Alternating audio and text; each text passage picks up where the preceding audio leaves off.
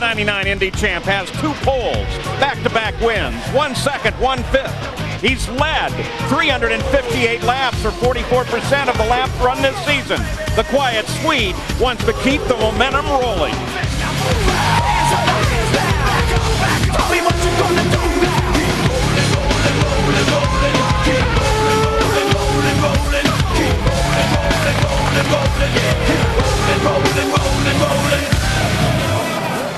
Can they keep him rolling?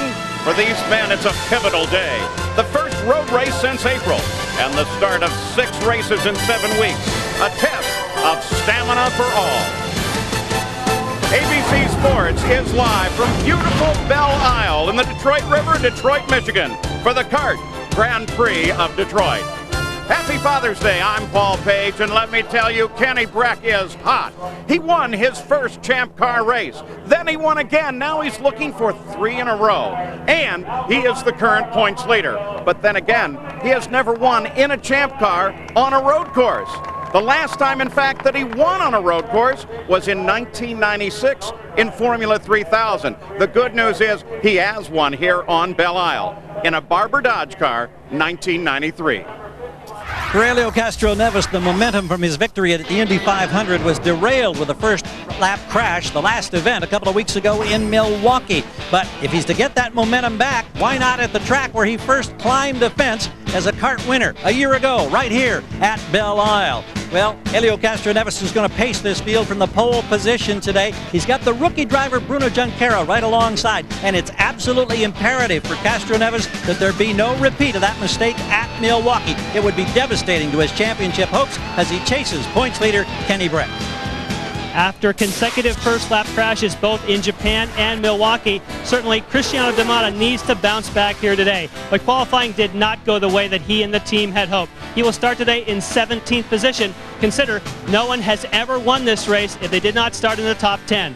Now, Texaco has a slogan for D'Amata: 130 pounds of pure nice guy. When you're on 17th and you need to go to the front in Detroit, you might have to drop that nice guy part. 2.3 miles, 14 corners. Principal passing area, that's heading down into turn number 3. It's also where the drivers will see their maximum speed approaching 190 miles per hour. The track is technically very demanding. It's also very bumpy. In fact, so bumpy that before resurfacing at start-finish on Friday, the drivers were getting airborne at 175 miles per hour. Now, those bumps will certainly take their toll on the drivers and their equipment today. This track does not tolerate mistakes. The slightest miscue, and you'll end your day up against the concrete wall. Here is the Kawasaki starting grid with defending champion Helio Castroneves on the pole and rookie Bruno Junqueira outside. He's a rookie, but twice this year he started on the front row. Gil de Ferran is in row 2 and Dario Franchitti outside. Franchitti is winless in his last 26 starts, but he did win here on Belle Isle in '99. In row 3, it's Jimmy Vasser and Patrick Carpentier to the outside. The 4th row, Roberto Moreno and Christian Fittipaldi. In row 5, Shinji Nakano and points leader Kenny Breck. 6th row, Oriol Servia, Mauricio Gugelmin. In row 7, 2-time winner Michael Andretti and rookie Nicholas Malassian. Now, Michael Andretti searches for his first win with Team Motorola. He was second to Breck at Milwaukee. In row 8, Adrian Fernandez and former champion Alex Zanardi. The 9th row, Cristiano D'Amata and our rookie winner Scott Dixon. In row 10, Michel Jourdain Jr. and Alex Tagliani. The 11th row, Max Wilson. Brian Herta is alongside. In the 12th row, there's Paul Tracy with Max Pappas. 13th row, Tora Takagi and Tony Kanaan. But Kanaan suffered a concussion in an accident yesterday, and they have withdrawn the car. He will race at Portland. Key numbers here. Look at the number of laps to go for a 2-stop race. It's 24. Will someone today try it to make it a 1-stop race and go 37 laps? 3.4 Gs in cornering, 3 Gs under braking, a G1/2 in acceleration. As you can see, the field is already rolling. They're on the pace lap and turning toward the start-finish line for the green flag. Again, the front row, Castroneves and Junqueira. There they are, all tightly bunched. They know how important the start is here and how very difficult it is in this competitive field to get around one another. Helio Castroneves now turns them toward the start-finish line. They give him the green flag and they're racing. Castroneves got an incredibly really good start out of that. Michael Andretti around the outside of Dario Franchitti. We're also going to keep an eye on his teammate Paul Tracy starting back in 23rd. All safely through the first 2 turns here on Belle Isle. Helio Castroneves pulls away. Jimmy Vasser, that bright orange car, looks to the right, trying to find some room alongside Franchitti. It bunches up. Michael Andretti trying to make his move as well. We'll keep an eye on the back to it, Paul Tracy, to see whether or not he's going to be able to move forward quickly. Yeah, that was Carpente around Franchitti, but we can also see Michael trying to move up. We see wheel-to-wheel action there with Mauricio Gugelmin and Shinji Nakano. Mauricio Gugelmin gets it inside. They bunch up once again. Alex Zanardi looked like he got on the brakes a little early, just behind Cristiano D'Amata. Coming back down into the Fountain Complex, 180 miles an hour here, very bumpy, off-camber downhill as they make this right-hander. Looking back from Nico Manassian's car. Oh, look how this early on they're starting to step out. Back in, out just a little bit, back to the front, Helio Castroneves. Junqueira in second. Gil de Ferran slotted into third. And Patrick Carpentier dropped into fourth place, moving himself 1 position forward from his qualified position.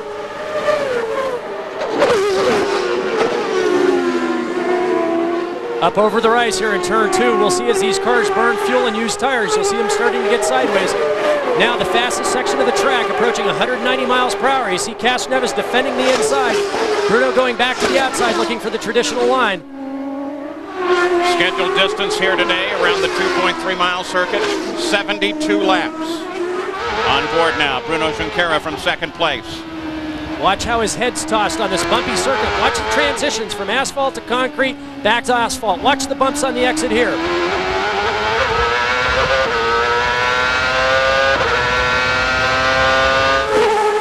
So Bruno Junqueira tries to overhaul the top position currently held by Helio Castroneves, and Gil de Ferran, the number 1 car, has dropped back just a bit. Gary Gerald?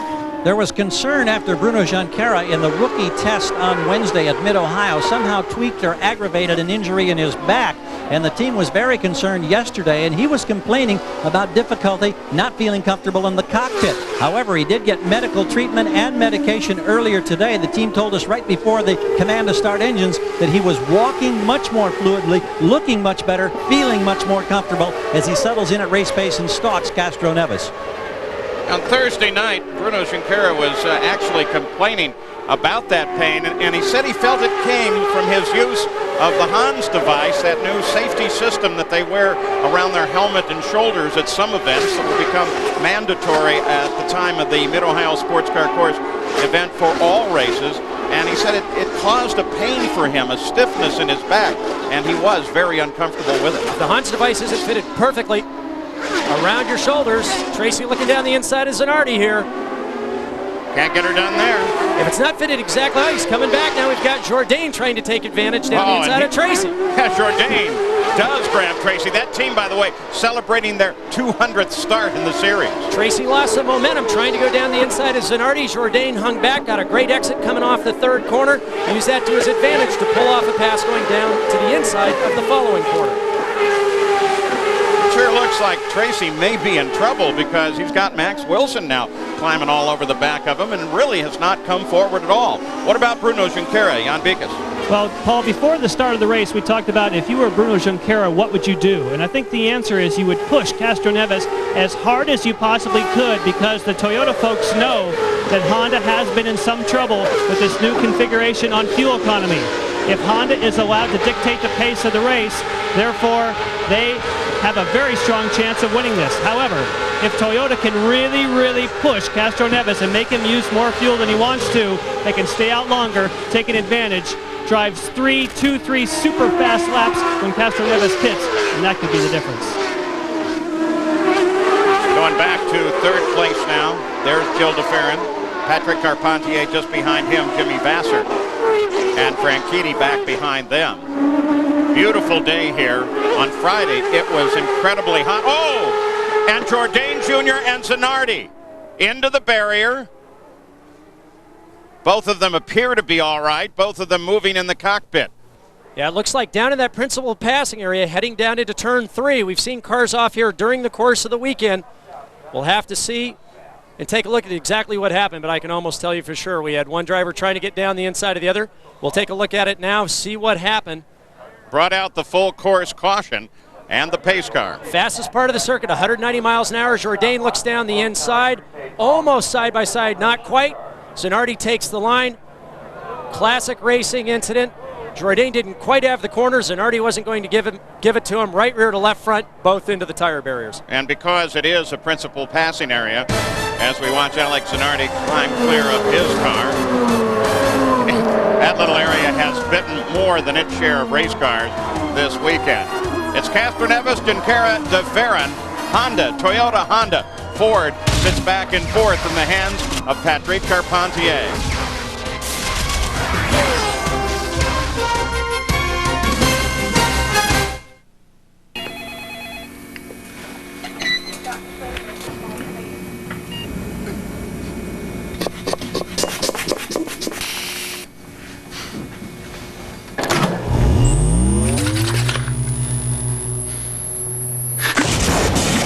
Try all you want, but nothing can replace the rush you get from a Kawasaki Ninja. Somebody's about to ride off with a great deal on a Kawasaki. What are you gonna do on your summer vacation? The Home Depot is driving down the cost of home improvement. The difference between men and boys, where you get their toys. The Home Depot is full of toys Dad will love for Father's Day. Like this Ryobi cordless drill kit for $39.97, this Charbroil Quickset grill for just $139, this rigid wet-dry vac with detachable blower for just $99. Or let Dad choose with a Home Depot gift card. Father's Day is Sunday, and you'll find the perfect gift at the Home Depot.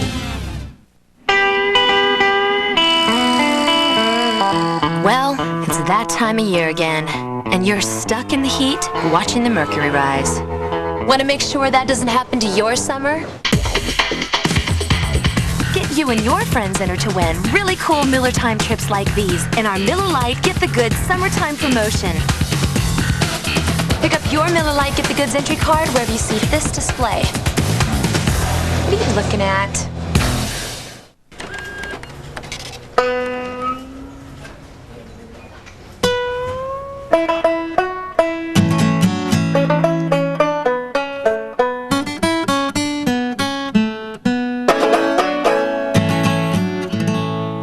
Now there's a FedEx drop box at most every Kinko's, featuring one of the latest pickup times around and serviced by people as committed to their work as we are.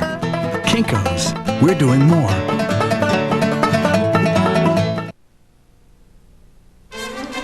The Grand Prix of Detroit. This ABC Sports presentation brought to you by FedEx, proud sponsor of the FedEx Championship Series. We're back at Belle Isle in Detroit as we look down from the Honda Helicam. The full course caution twin flags fly at the start-finish line. First incident comes on lap 4. It involved Michel Jourdain Jr.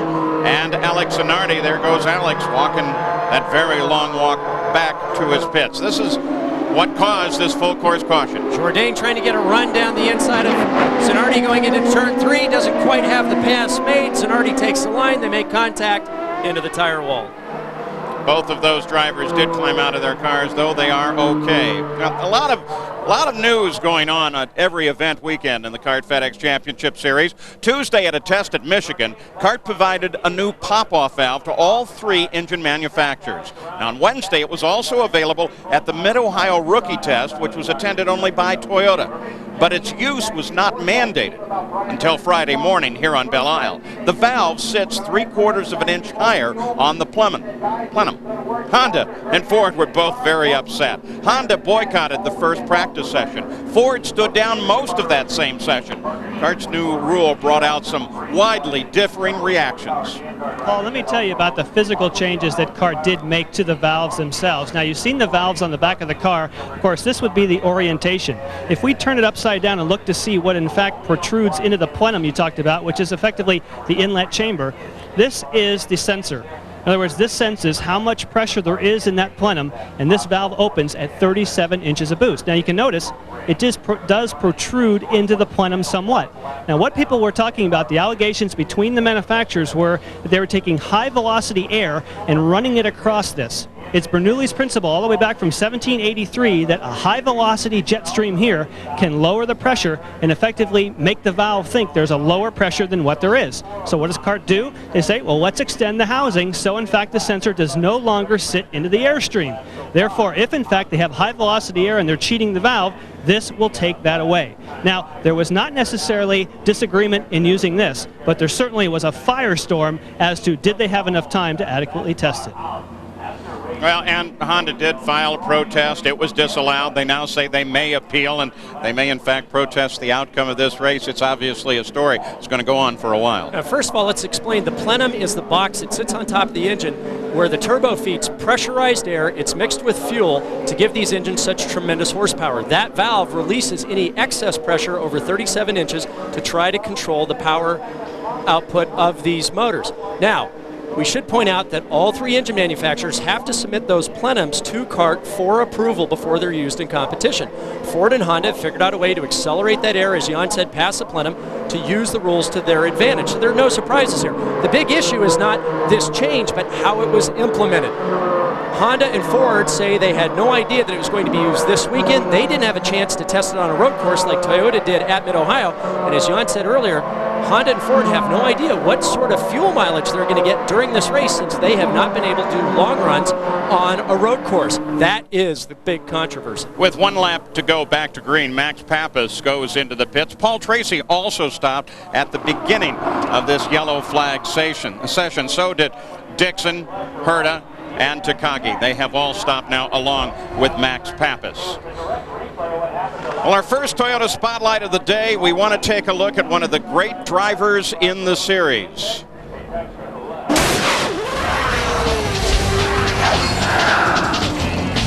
Alex Zanardi. Zanardi won here in 1998 and then sealed that victory with his famous spinning donuts signature. But today, in that very same corner, his race ended on lap number 3.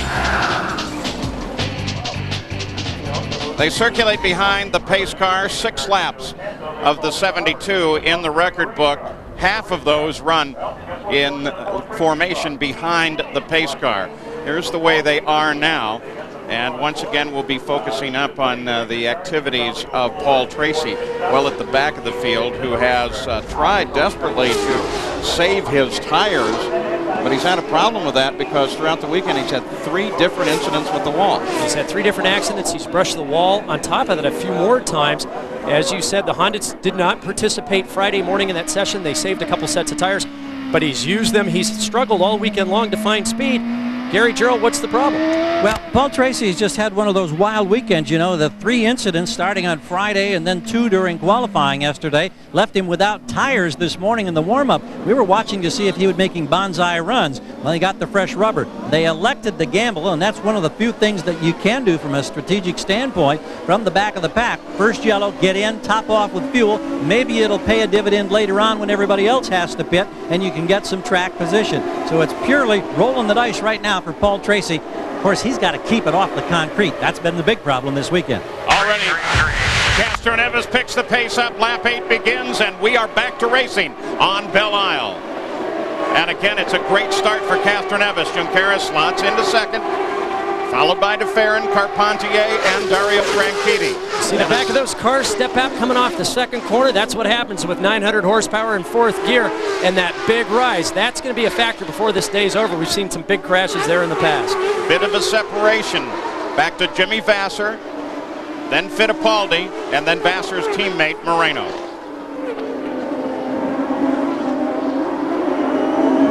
Another big issue here. You see it very clearly.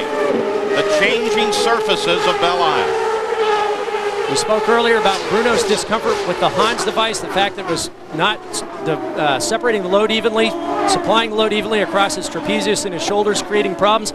Watch the bumps here as these guys drive around the circuit from this asphalt to the concrete and back there again. Every time they hit that, it's like hitting a speed bump. You're doing it between 55 to almost 190 miles an hour. It's like going 10 rounds with Evander Holyfield by the end of the day. Guys are complaining of headaches. They've got bruises across their bodies. Beats up not only the drivers, but also the equipment. And there is Paul Tracy. You see that Max Wilson also was able to get around him. That occurred on the restart. Well, Paul Tracy is still languishing back 19th place. Now Tracy starts to work on Wilson. And this is where he wants to set up the pass. Right here, he wants to be right on Max's gearbox, maximize his advantage off this corner. He's going to try him on the outside heading down into turn 3. Carpentier, Franchitti, they go side by side. Carpentier holds him off. But you saw the difference there. Unlike the Zanardi-Jourdain accident we had, Dario started to get up close to Carpentier. He saw it, recognized that he didn't quite have the line, backed out so that as Carpentier took the line, he wasn't going to make contact. That's a major difference as opposed to Jourdain sticking his nose in, not completing the pass. Zanardi's got to close the door on him. He's just not going to roll over. That resulted in an accident. A little more patient heads-up driving from Dario Franchitti. And you may well wonder why, when the furthest back someone has ever won this race is 10th place, that was Danny Sullivan, why we would be even worried about Paul Tracy. Least we forget, a year ago, Long Beach, Paul Tracy won from 17th. He's pretty good at winning from back in the field. Gary Gerald? Michel Jourdain making a long walk back from turn 3. Quite a battle with Tracy, Zanardi and company. Can you tell us what happened, Michel? Well, since the beginning, Alex, I think, was really slow, you know. I lost a couple of positions trying to pass him. I got pulled back again because Alex was blocking him and tried to pass him, and I guess I wasn't all the way in, and he blocked me and didn't make the pass. Well, we're glad that you're all right. Sorry that you're out early. Thank you. Thank you. Oh, something's going on with Franchitti. That was just a sudden slow. That wasn't so much an overtake as he just suddenly slowed. Miss a gear? What could that be? This would be your part, Parker. Well, I was waiting for an answer, Paul. We don't know. Now, in the previous lap, Vassar was ahead of Franchitti. Obviously, had gotten back around him, and then Jimmy took that position back. It could be a number of things. We've heard of drivers even missing the brake pedal this weekend because of the bumps entering corners. We've seen an accident as a result of that. Could be a whole number of things, whether it's downshifting, upshifting, not having your feet positioned exactly right, gets you a little bit out of timing. The guy behind you, he's on it, takes advantage of the mistake, and gets around you. Well, now the guy behind Franchitti is Christian Fittipaldi. Jimmy Vassar in front of him. Behind Fittipaldi is Roberto Moreno. So a lot of pretty heavy and experienced talent up toward the front. The lone difference of that, of course, is Junqueira, the rookie, sitting in second place. And we noticed for this weekend that Jimmy's car had a new livery. The last race at Milwaukee, it's that bright pumpkin orange. This weekend, sponsored by Visteon, their hometown here being in Detroit. Jimmy having one of the best qualifying sessions of the year so far. Helio Castroneves continues to lead. 10 laps are now complete. We're on lap 11. Bruno Junqueira sits in second place. The crews, for the moment, well, they just sit, watch, and wait. About lap 33, maybe a little further, they'll be called into service. There is your top 5 after 10 laps. Honda, Toyota, Honda, the top 3.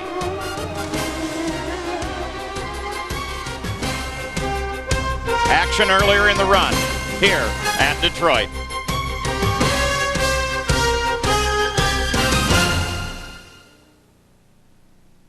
This is you, and you're comparing a 2001 Pontiac Grand Am with a Honda Accord. The Grand Am SE with the solid value package comes with all this cool stuff. The Accord? Well, to get the same stuff, you have to pay over $2,500 more. Grand Am does give you more thrills for your dollar. It's sporty, it's exciting, and now get cash back or low 0.9 APR financing on Grand Am. See dealer for residency and other restrictions. Grand Am, this is where you get it. Well, there you go.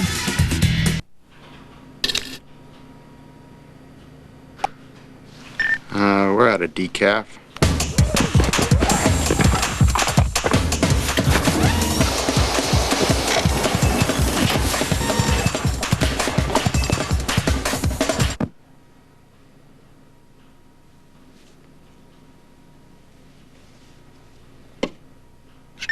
We're out of creamer.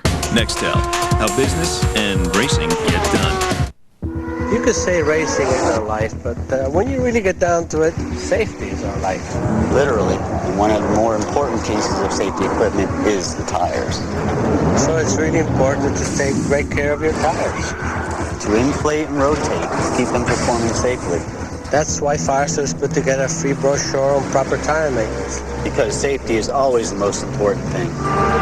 No matter what you're driving.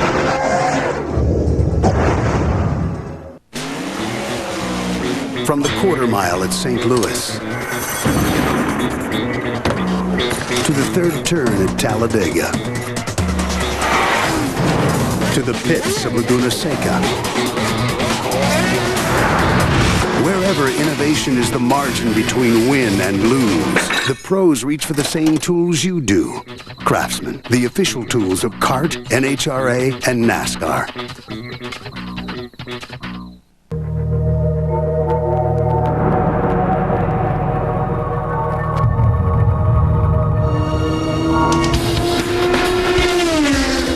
You can win a ride in an Indy car and an all-access pass to next year's Indy 500. For your chance to win, watch the Pikes Peak 200 next on ABC.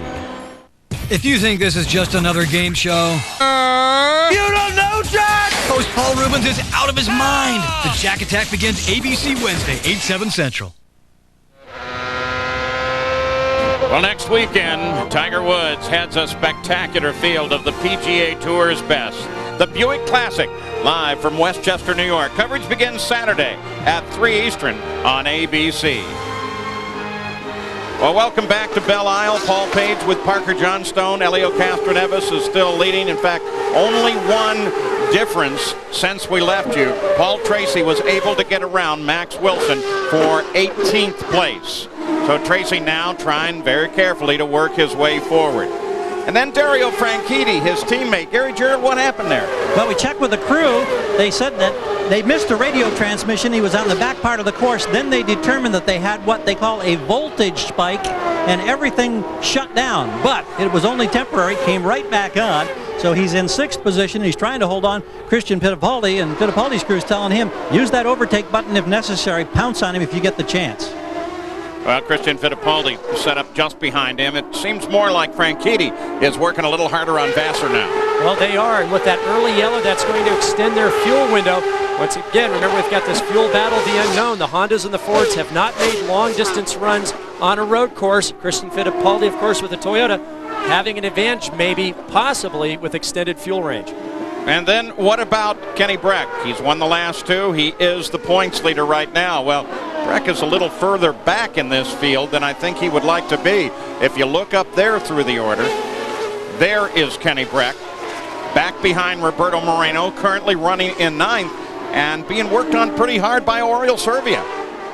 And he just turned the race's quickest lap 2 laps ago, so even though we've got this gap back to Kenny and Oriol's all over the back of him, he has turned the race's quickest lap so far. Of course, quickest lap, at least at this point in the run, is more a product of how much clear racetrack you may have ahead. Though it's a surprise that Castroneves wouldn't be turning it. Well, as you alluded to earlier, I think right now Castroneves is actually trying to pace this race a little bit.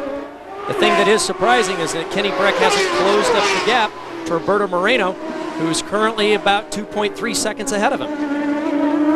Helio Castroneves brings his Honda-powered Penske Renard. It's a Renard chassis, but heavily worked by the Penske crew. And so much so that now it's hard to call it a Renard.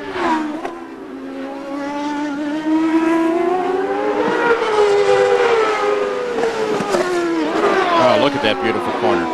Just tracks the back end right around there.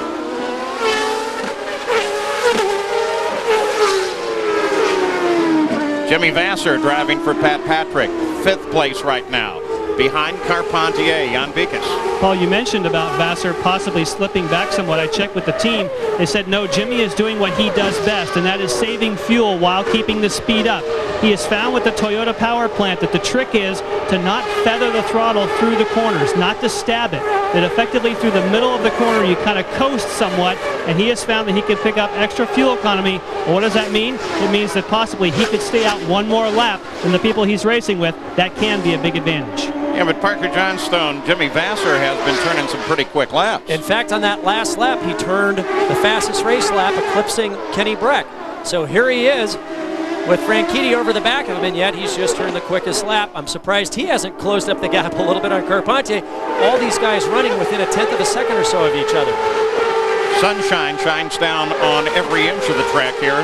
That's expected throughout the remainder of the run. And unlike on Friday, nice cool temperatures here today. Max in the high 70s. Well, and we've actually seen track temps about 115 degrees, about 15 degrees cooler. Significantly, though, we saw 92% humidity earlier in the weekend. Today, it's only 33%. A lot cooler, a lot drier, better for the drivers, the tires, the brakes, and especially these turbo engines. Vassar leads a group from his 5th place. Vassar, Franchitti, Fittipaldi, Moreno, all lined up very closely. Well, 16 laps are complete in the Grand Prix of Detroit, the CART FedEx Championship Series. Helio Castroneves, the pole sitter, jumped off to the lead right at the start, followed by rookie Bruno Junqueira and Castroneves' teammate Gilles de Ferran. 3rd lap, Michel Jourdain Jr. and Alex Zanardi got together. No injuries there, but both of those guys out of the race. We'll go on board with Nicholas Manassian now. Manassian's back in 14th.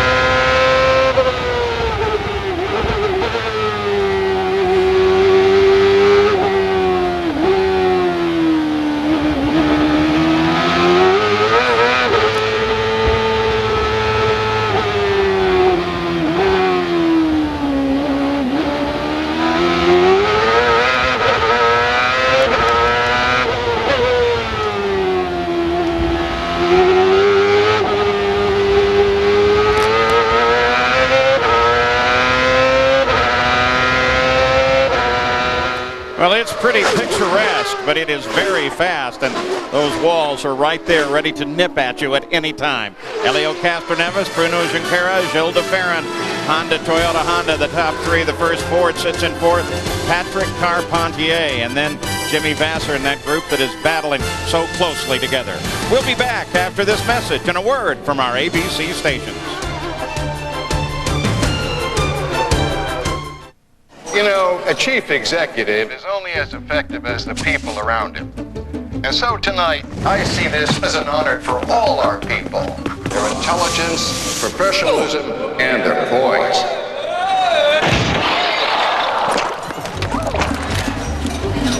Want to stop rushing to make shipping cutoffs? Did I make it? Yeah, you got later pickups now. Introducing FedEx Extra Hour service. Ship up to 3 hours later and still get it there overnight. You got a shrimp thing happening in your pocket.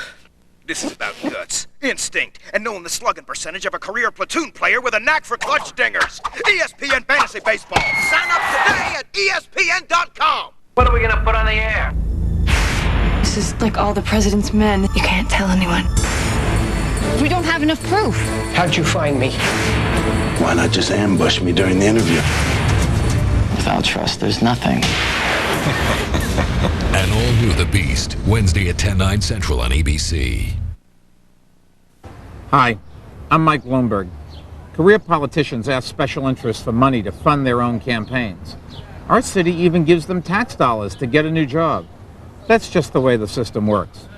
But I'm not a professional politician, and I intend to finance my own campaign. I won't ask special interests for a dime, and I won't take the taxpayers' money that could go to public safety, education, or health care. I'm not looking for another job. I want to make a difference. Do you have a great idea for a new product? Every year, literally billions of dollars are spent on products new to the market, and this could be your year. Advent Product Development can help. Advent Product Development specializes in marketing new ideas and inventions, and we're interested in talking to you. If your idea qualifies, we can patent or trademark it for you and take it to market. Or we can create a TV infomercial and sell your product directly to the public. Don't let your idea slip away. Call 800-9INVENT now for your free inventor's kit. Call now. I'm a Gold Bond guy. Ordinary body powders don't work for me, but Gold Bond body powder is medicated to work as hard as I do. Gold Bond powder keeps me cool, dry, and itch-free. Gold Bond body powder, medicated to work as hard as you do. Introducing the revolutionary new Icy Hot Patch. It concentrates pain relief where it hurts. You gotta try this. Icy first to dull the pain, then hot to relax it away for hours of relief. The new Icy Hot Patch. Fantastic how long it works. The power of letting go. Gary Zukov, Mondays open. Coming up next here on ABC, more racing as the Indy Racing League is at Pikes Peak International Raceway. Last Saturday night, Eddie Cheever Jr. was battling for the lead when he got caught up in this wreck. Now Cheever returns to the scene of his most recent victory and the only one for Infinity in the IRL. The Pikes Peak Indy 200 coming up next here on ABC Sports. 2 weeks ago, CART was on an oval at Milwaukee. Now they're on the temporary road circuit at Belle Isle in Detroit. Nothing has changed since we left you. Helio Castroneves is still out in front. Bruno Junqueira right behind him. DeFerrin is right there as well. In a race that is so very important from a strategy point of view, where you can place that fuel stop. And best guess is we ought to see a stop here fairly quickly. Dario Franchitti just got around Jimmy Vasser, so Franchitti is now back in 5th place. 4 fastest cars on the track: Brack, Vasser, DeFerrin, Castroneves, and then Bruno. So that group going very, very quickly, running 100.6 mile per hour average lap speeds. And there is Cristiano Damata, currently 15. He's had a terrible set of races after winning the first race of the year in Monterrey, Mexico. Had that great race with Castroneves for second at Long Beach, and then those opening lap crashes. This weekend has not gone well. They were slow off the trailer on Friday, had an accident morning warm-up, and has struggled. Currently 3rd in the championship, tied in that 3-way battle, trying to find the handle on this street course. But as Kyle Moyer, the team manager for Team Green, find this place, it is a monster. It is onto itself a very difficult entity to get the car set up exactly right. But Damata is inching his way forward. Brown Fernandez lines up behind Manasseh.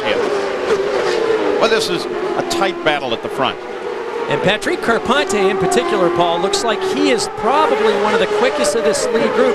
It's hard to tell what the pace is, with the passing being difficult to achieve here. We can see DeFerrin now filling the mirrors of Bruno. Bruno, very mature young man, lots of race experience. He's not going to get rattled by that, but DeFerrin's just trying to see if he can force a mistake from this young Brazilian. But now look on this section of the course. Carpentier in these slow 50 to 70 mile an hour corners with the short chutes, faster than DeFerrin in his Penske Honda.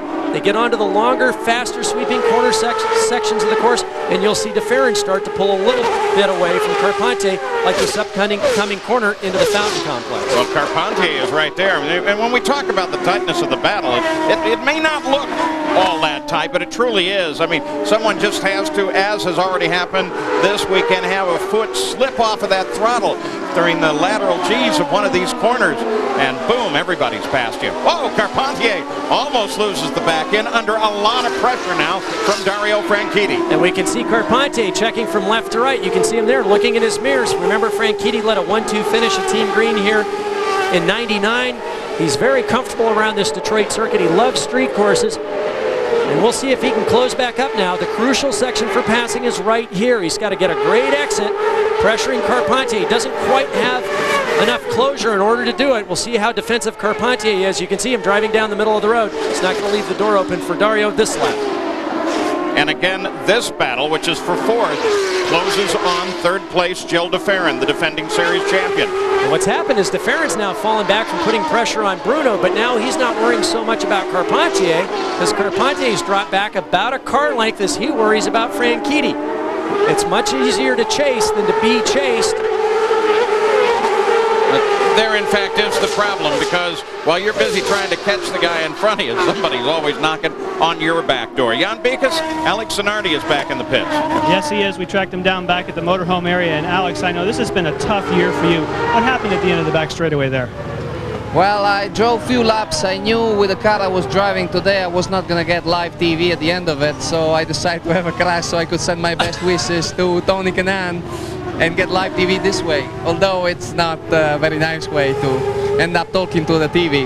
Now, it looked to me as though possibly Jourdain didn't get into position. Is that how you feel it came about? Well, the bottom line is at the end of this situation, you always kind of blame each other, and it's very uncomfortable to say anything about the accident. From my view, I didn't see anybody coming. I knew he was there, but he didn't put a move, and I left a little bit of room, and boom, I heard my, and I felt my back going around, and that was it. It's very unfortunate. We had a tough season so far, and I'm not going to give up, but certainly it's hard because I was expecting different result.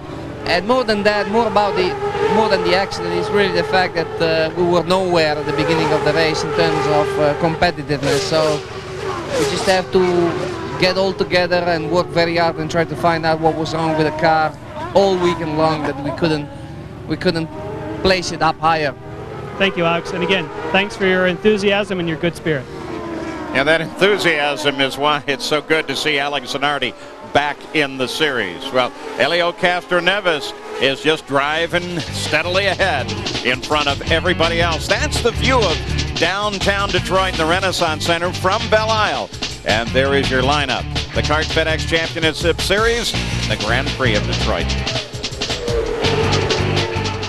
The Home Depot is driving down the cost of home improvement. The difference between men and boys, where you get their toys. The Home Depot is full of toys Dad will love for Father's Day. Like this Ryobi cordless drill kit for $39.97, this Char-Broil Quickset grill for just $139, this rigid wet-dry vac with detachable blower for just $99. Or let Dad choose with a Home Depot gift card. Father's Day is Sunday, and you'll find the perfect gift at the Home Depot. Cup of coffee, please, and a straw. Thanks. He walked right by me. Hey, what's this? The Toyota Tundra has turned its share of heads, so it's not surprising that when J.D. Power and Associates asked truck owners what they thought, Tundra was voted most appealing full-size pickup. Look at you. You keep eating those donuts, you're gonna be a full-size pickup. The Toyota Tundra, better from the ground up. Next stop, Chunkyville, population U.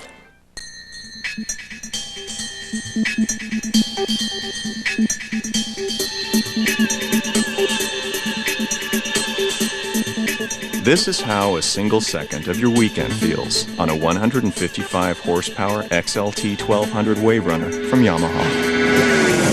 So we thought you'd find it interesting to know that you get 172,800 seconds every single weekend.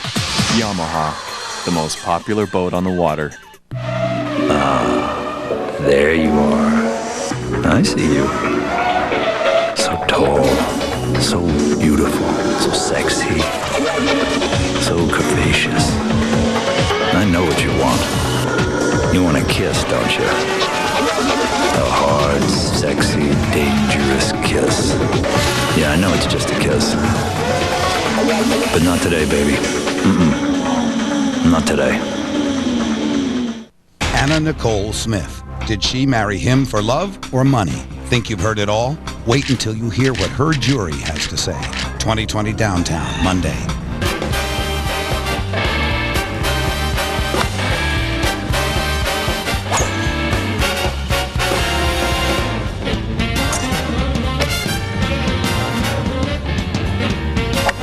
Tiger Woods heads the field at the Buick Classic, Saturday on ABC. Well, in just 2 weeks, the CART FedEx Championship Series is back on ABC Sports. The Marconi Grand Prix of Cleveland, Sunday, July 1st. Beautiful view on board with Mauricio Gugelmin, currently 12th. While we were away, Tora Takagi was able to get around Brian Herta for 21st. No change at the front. It's Helio Castroneves leading Junqueira and Gil de Ferran.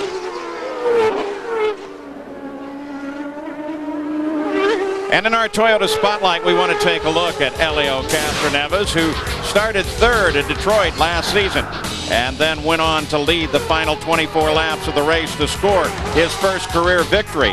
That prompted the now famous fence climbing routine that he's known so well for. Today, Castroneves is looking for 2 in a row on Belle Isle. This place is exactly where I started, and I remember everything, the victories, the tradition of climbing the fence, and you know, I'm very glad to be back here. It's going to be tough again. I mean, the heat, competitors. I mean, it's everything changed in a year, you know. So, but I'm very confident and I'm very happy to be here.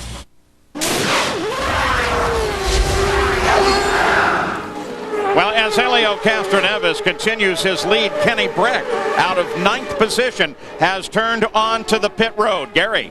This will be the first of the green flag stops. They're telling the team to ease down, take a deep breath. Now they swing into action. They want it to be as routine as possible. Remember, a second lost in the pits can be huge in the racetrack because the basic margin between these cars has been only a second or less. Rick now at 12, 13 seconds rolling away. He'll get some position because all the leaders are going to have to be coming in shortly. And while Kenny Brack came in for that stop, Scott Dixon got in trouble, rolled to a stop on the course. And the question now is whether or not that engine is running, and Dixon will be able to keep going. The yellow flag flies at the moment only in that area, and the Simple Green safety team was coming around the corner trying to get to him. Well, this is a very bad position to be in. Of course, he's back in turn 12. It's an 80-mile-an-hour corner. Whoa. And these guys aren't going to back off very much because as a driver, when you see even a waving yellow, even if you don't have line of sight through the corner, you're not going to give up any advantage to the guy behind you. I think Kurt's going to be forced into a situation here if they can't clear that car very, very quickly. Well, the field started around him. We saw the first 4 cars go past. The field still pretty well bunched, so maybe they will get them as soon as the cars get past them. Jimmy Vasser now on the pit road. This on the 29th lap. Don Oldenburg's view. And Paul, I can tell you that they wanted to go to lap 31, possibly 32, so maybe they're not picking up all the fuel on that car. They did not expect to be here this early. Yeah, I would think if that's true, they're surprised because they had 3 laps of yellow full course right off the start, Jan Vikas.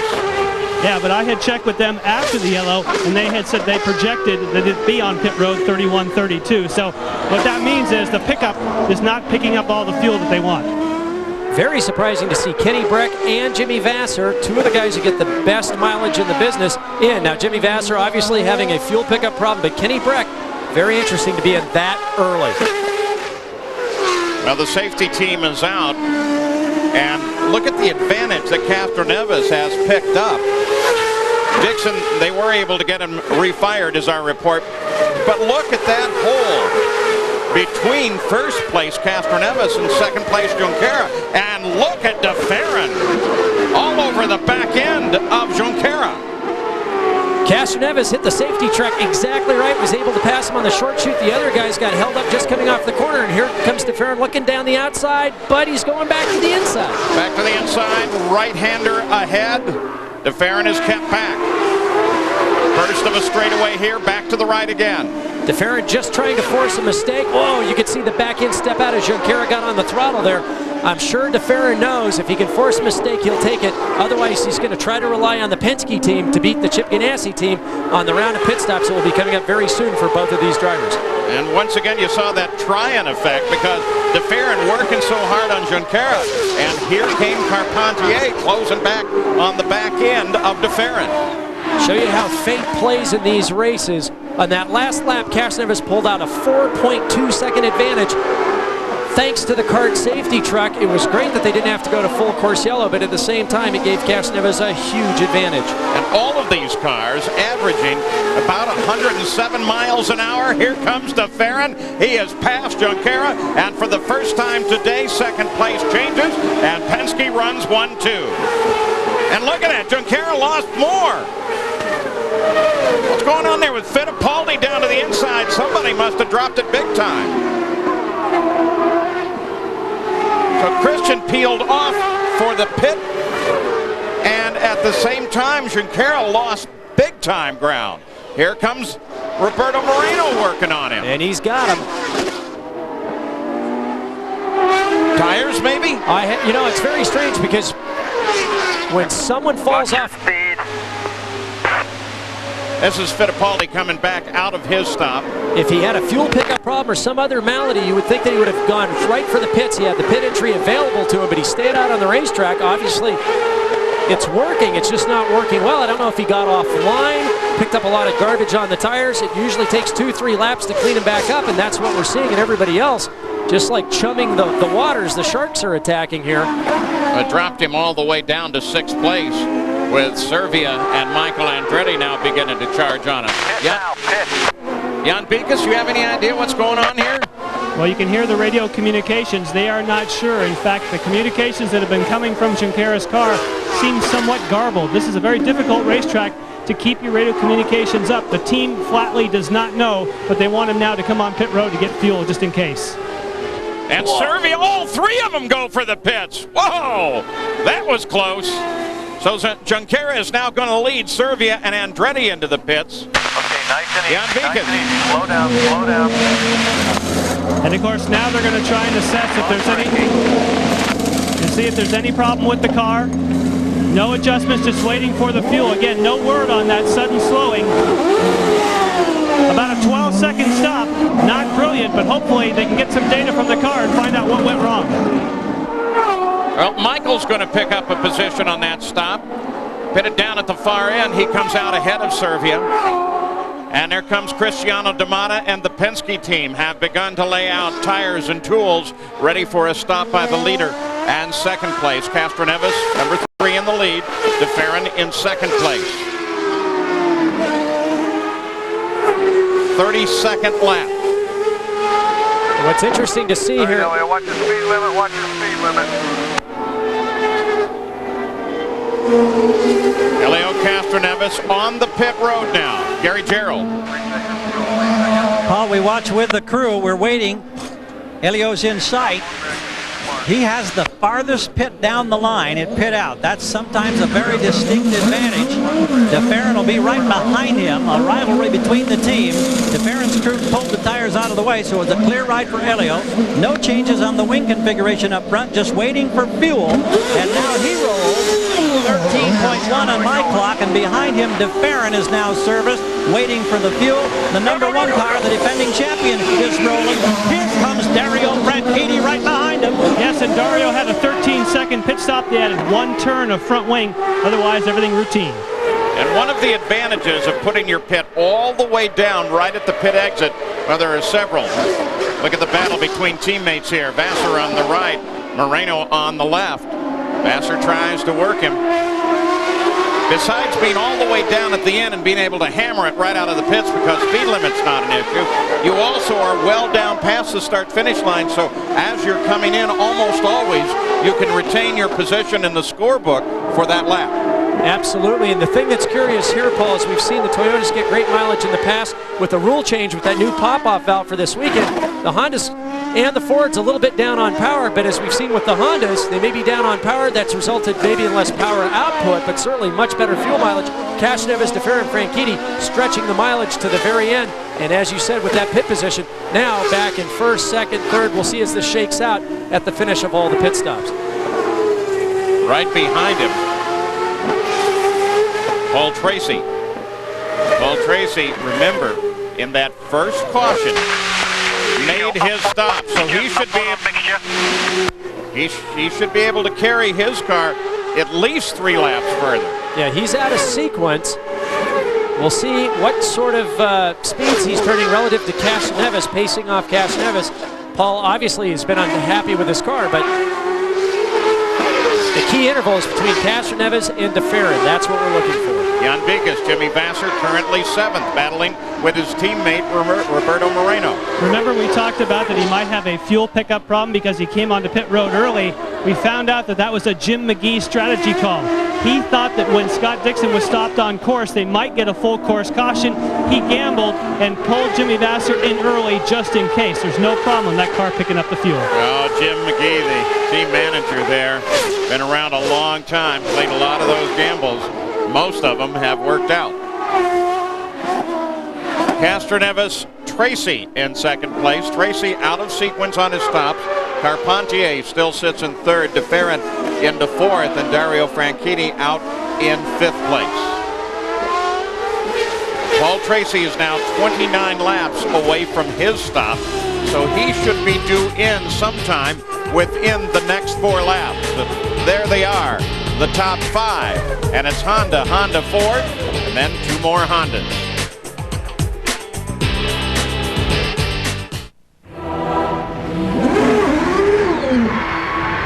At 160 miles an hour, your heart rate triples. At 200 miles an hour, your muscles strain and distend.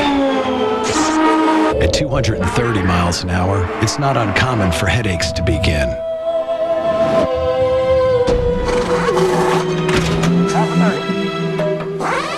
And that's just what the crew is going through. Hey, you're clear, you're clear. You know, a chief executive is only as effective as the people around him. And so tonight, I see this as an honor for all our people. Their intelligence, professionalism, and their poise.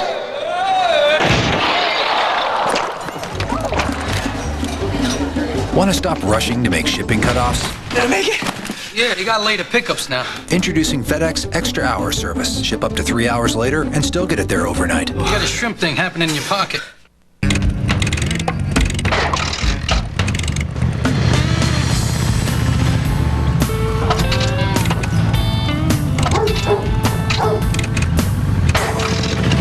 Sure, there are other ways to get out there, but then you don't get all the styling, engineering, and mystique of a Kawasaki Vulcan. Somebody's about to ride off with a great deal on a Kawasaki. What are you gonna do on your summer vacation? This is you, and you're comparing a 2001 Wide-Track Pontiac Grand Prix with a Nissan Maxima GXE. The Grand Prix with Smart Package comes with all this cool stuff. How does the Maxima measure up? The same stuff on the Maxima GXE would cost you over $3,300 more. Wider is better. Now, the 2001 Pontiac Grand Prix is an even better value with available cash back. Grand Prix. There's only one place you can get it. Well, there you go.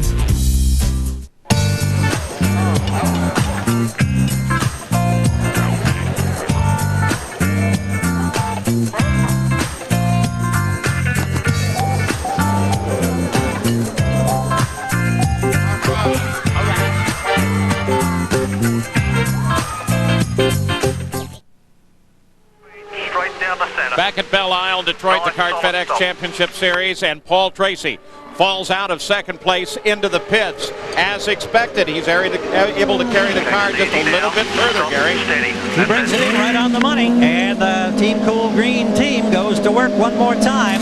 They were hoping they could milk a couple of more laps out and take advantage of the fact they could gain some more positions.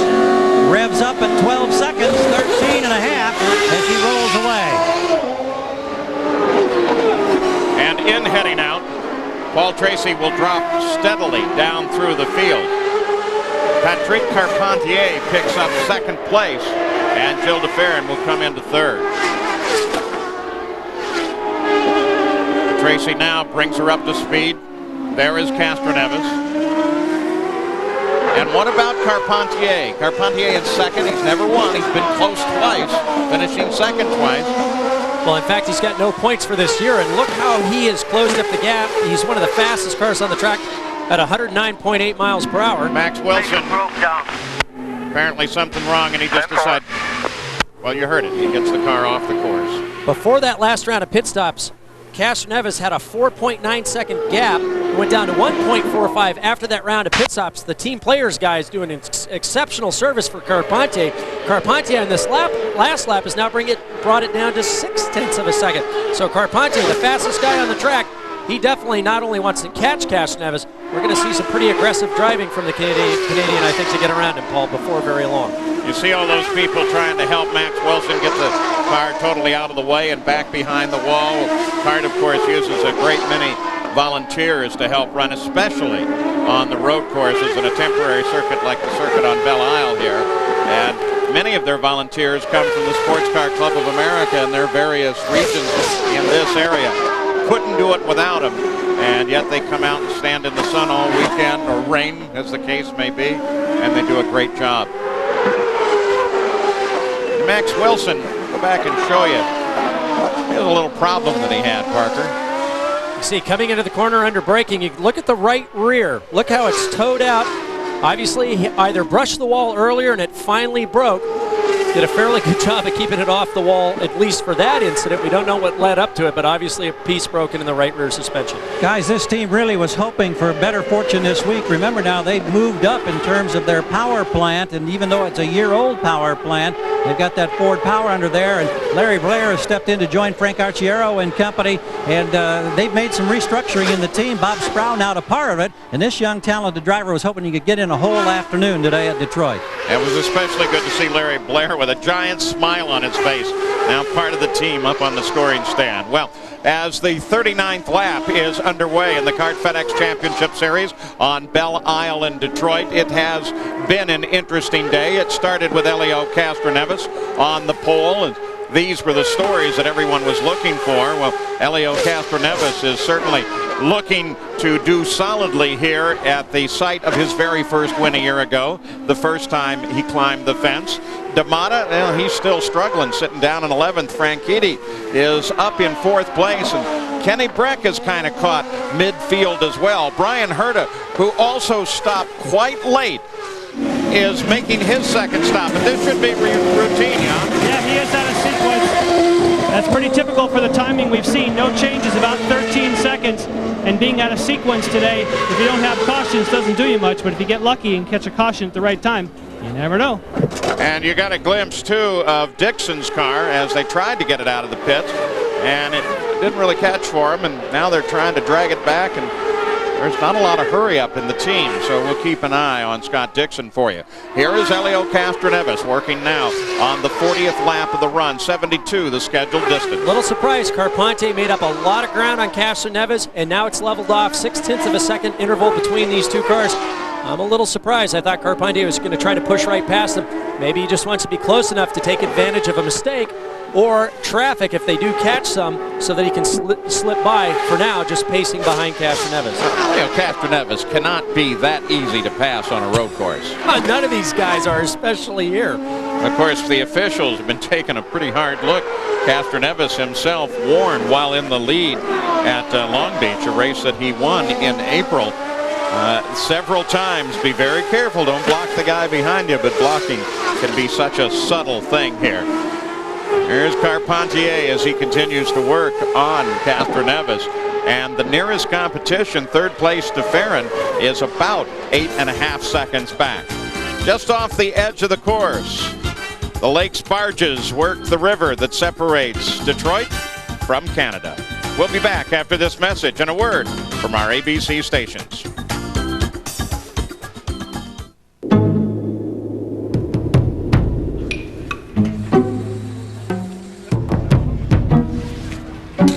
Will we win? Hopefully.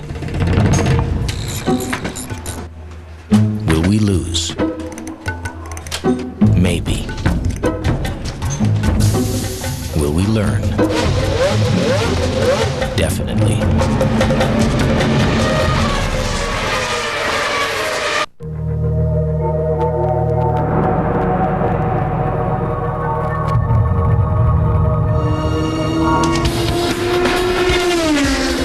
You can win a ride in an Indy car and an all-access pass to next year's Indy 500. For your chance to win, watch the Pikes Peak 200 next on ABC. The rarest tiger in the world, Tiger Woods, tees off live with Good Morning America. Sure, he's won the majors, but now he takes on morning TV Wednesday. Imagine having your whitest teeth again. Oh, I love it. Not months from now. Wow. That's beautiful. Not weeks from now. I'm handsome again. But just about 1 hour from now. I can't believe it. You can, thanks to a scientific breakthrough called Bright Smile. Available at Bright Smile Teeth Whitening Centers and at dental offices in your area. Bright Smile uses light activation to safely and gently return your teeth to their ultimate natural whiteness. Your teeth can become up to 12 shades whiter with just one treatment that lasts just over 1 hour, and the results can last for years. This product ends up leaving you with natural, white teeth, just like you were when you were a child. I had 4 people ask me, how come your teeth are so white? And I said, because I did Bright Smile. I feel brighter. I don't know, I just want to smile more. Call now to arrange a free consultation and find out how easy it is to have your whitest teeth again with Bright Smile. Do you have a great idea for a new product? Every year, literally billions of dollars are spent on products new to the market, and this could be your year. Advent Product Development can help. Advent Product Development specializes in marketing new ideas and inventions, and we're interested in talking to you. If your idea qualifies, we can patent or trademark it for you and take it to market. Or we can create a TV infomercial and sell your product directly to the public. Don't let your idea slip away. Call 800-9INVENT now for your free inventor's kit. Call now. Celebrate those family ties. Happy Father's Day from ABC 7. You're watching ABC's Wide World of Sports. Well, welcome back to Belle Isle, Detroit. The twin flags now fly, yellow flags. Pace car is out. As luck would have it, well, there's Bruno Junqueira who just pulled to a stop. And as our luck tends to go, as soon as we went to commercial, things happened everywhere. First of all, Junqueira's teammate, Nicholas Manassian, got in trouble. Coming down into the fountain complex, turns in, back in, steps out. Ooh, nice slide by Tag. And here's how it looked from the onboard.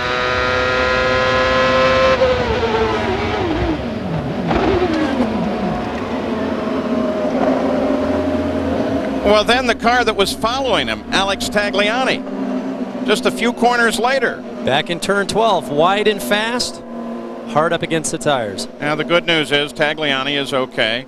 So obviously is Junqueira, and Manassian by the edge of the race course as well. The field has slowed, but before they slowed, as soon as those twin yellows came out and they realized it was a full course caution, almost everybody came flying into the pits. Further update on Manassian, Jan Beekes. Yes, there was a report on the radio prior to that he was experiencing some gearbox trouble. So if you're on the approach to a corner where you're turning and downshifting, if in fact something goes wrong and it skips a gear, that could explain it. So when the full course caution came out, literally everyone stopped. So they made their stop on the 41st lap. There's a wheel nut laying out on the track. Yeah, you really don't want to leave those there. They're better on the stub axles holding the wheels and tires on. And now it makes us wonder, whose is it? Because if it's from a car that's out there right now, somebody's wheel is in serious jeopardy. It's probably going to be bouncing off any time now. So here's the way they are now lined up. And Parker, I'm guessing that no one is going to have to stop again. Well, that might be a good guess. We're going to see how this plays out. Remember, we have Tracy, Hurt, a few other guys who are out of sequence. This might play right into their hands by the end of this race. And Patrick Carpentier, what's his story on? Because he's second. Yes, had a very quick stop at 12.36 seconds. I can also tell you the missing wheel is from Junqueira's car. Well, that explains Bruno Junqueira and the wheel nut that's laying out in the middle of the track. So under the second full course caution of the day, when we come back, it should be a sprint to the finish. You know, a chief executive is only as effective as the people around him. And so tonight, I see this as an honor for all our people. Their intelligence, professionalism, and their poise.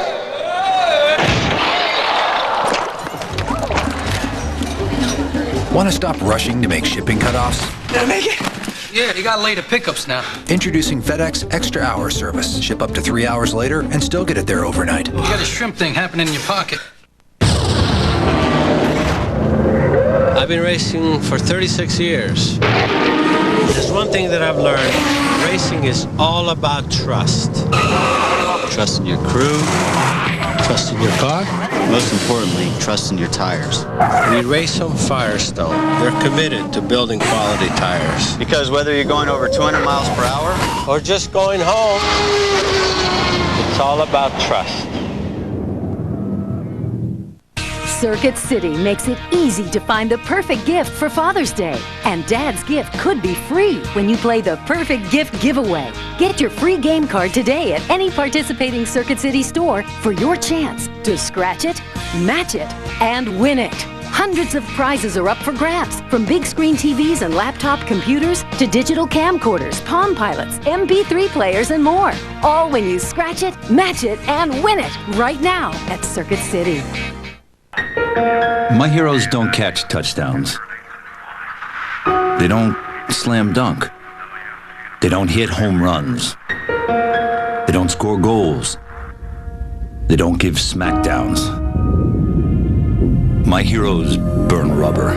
They bite steel. They bleed octane. They risk their life in every turn, on every track, in every race. My heroes race cars. Fast cars. Do you recognize this man? Hello. Is he a flight attendant, a dental hygienist, a fashion designer, or a game show host? Here's a hint. Scented candles make me feel so relaxed. And sexy. If you don't think he's the host of this summer's craziest new game show, then you don't know Jack! Special 1-hour premiere Wednesday, 8/7 Central on ABC.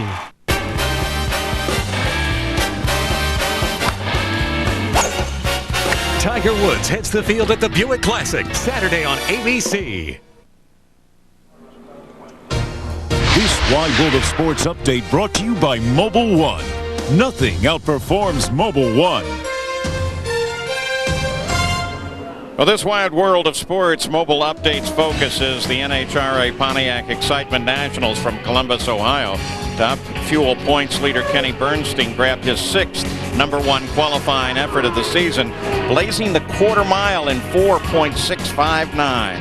George Murnell scored his first pole in Pro Stock since '95, while defending Pro Stock Bike National Champion Angel Savoie motored to her 2nd straight top qualifying in Pro Stock Bikes. Now you can catch all the nitro-burning, earth-shaking excitement of the Pontiac Excitement Nationals tonight at 8 Eastern on ESPN2. For more, log on to ESPN.com. Well, we're still on a full course caution. Jimmy Vasser, who was doing so very well, suddenly stops and is out of his car. He doesn't seem to understand it any more than we do. He was in 7th place. He'd been running in the top 5. Might as well walk over the fence and talk with a few folks. Nothing else to do. Just wait for the ride to bring you around. Now, the real focus at this point, safety team is there to help Jimmy, is Paul Tracy. Gary Gerald, without a little help, I would think that the 6th place runner Tracy's got some problems. Well, there are concerns. Let's put it that way. I just had a quick conversation with Barry Green, and he says, I asked him, how much yellow are you going to need in order to make it to the end? And he said, well, we needed about 8. We've got 3 right now, but we're definitely going to need some help. But he said, what the heck? We figured if we'd have pitted and topped off like everybody else, we're probably 12th or 13th at best.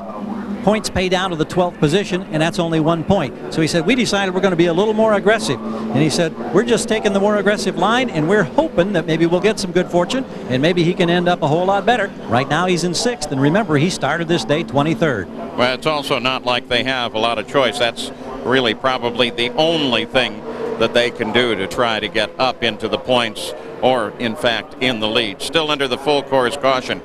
Remember the Alex Tagliani incident? Here's on board with Adrian Fernandez running just behind him. You can see Alex gets a little wide. He's offline in the marbles. Picks up the front brakes, locks up the front tires, slides straight off into the protecting tires in front of the concrete. Well, it seems every time that they try to get back to the green flag, something else happens. The latest is Jimmy Vasser. They're trying to get his car hooked up now, and what they're doing is hooking up to the rollover bar on the car, so they're actually going to have to lift it off the ground. It's not going to roll back to the pits. Once again, here is the current order in the Grand Prix of Detroit. Castroneves in front.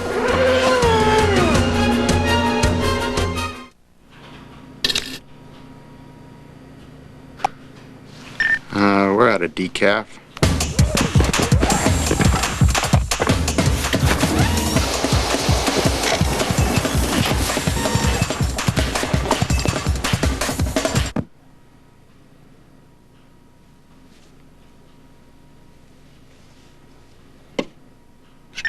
We're out of creamer. Nextel, how business and racing get done. At 160 miles an hour, your heart rate triples. At 200 miles an hour, your muscles strain and distend. At 230 miles an hour, it's not uncommon for headaches to begin.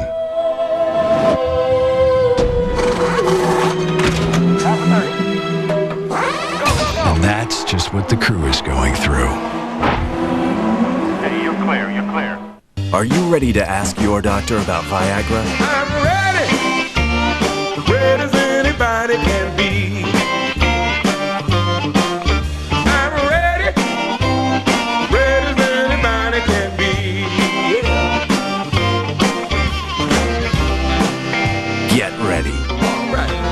Ask your doctor if a free sample of Viagra is right for you. Well, I'm ready for you. I hope you're ready for me.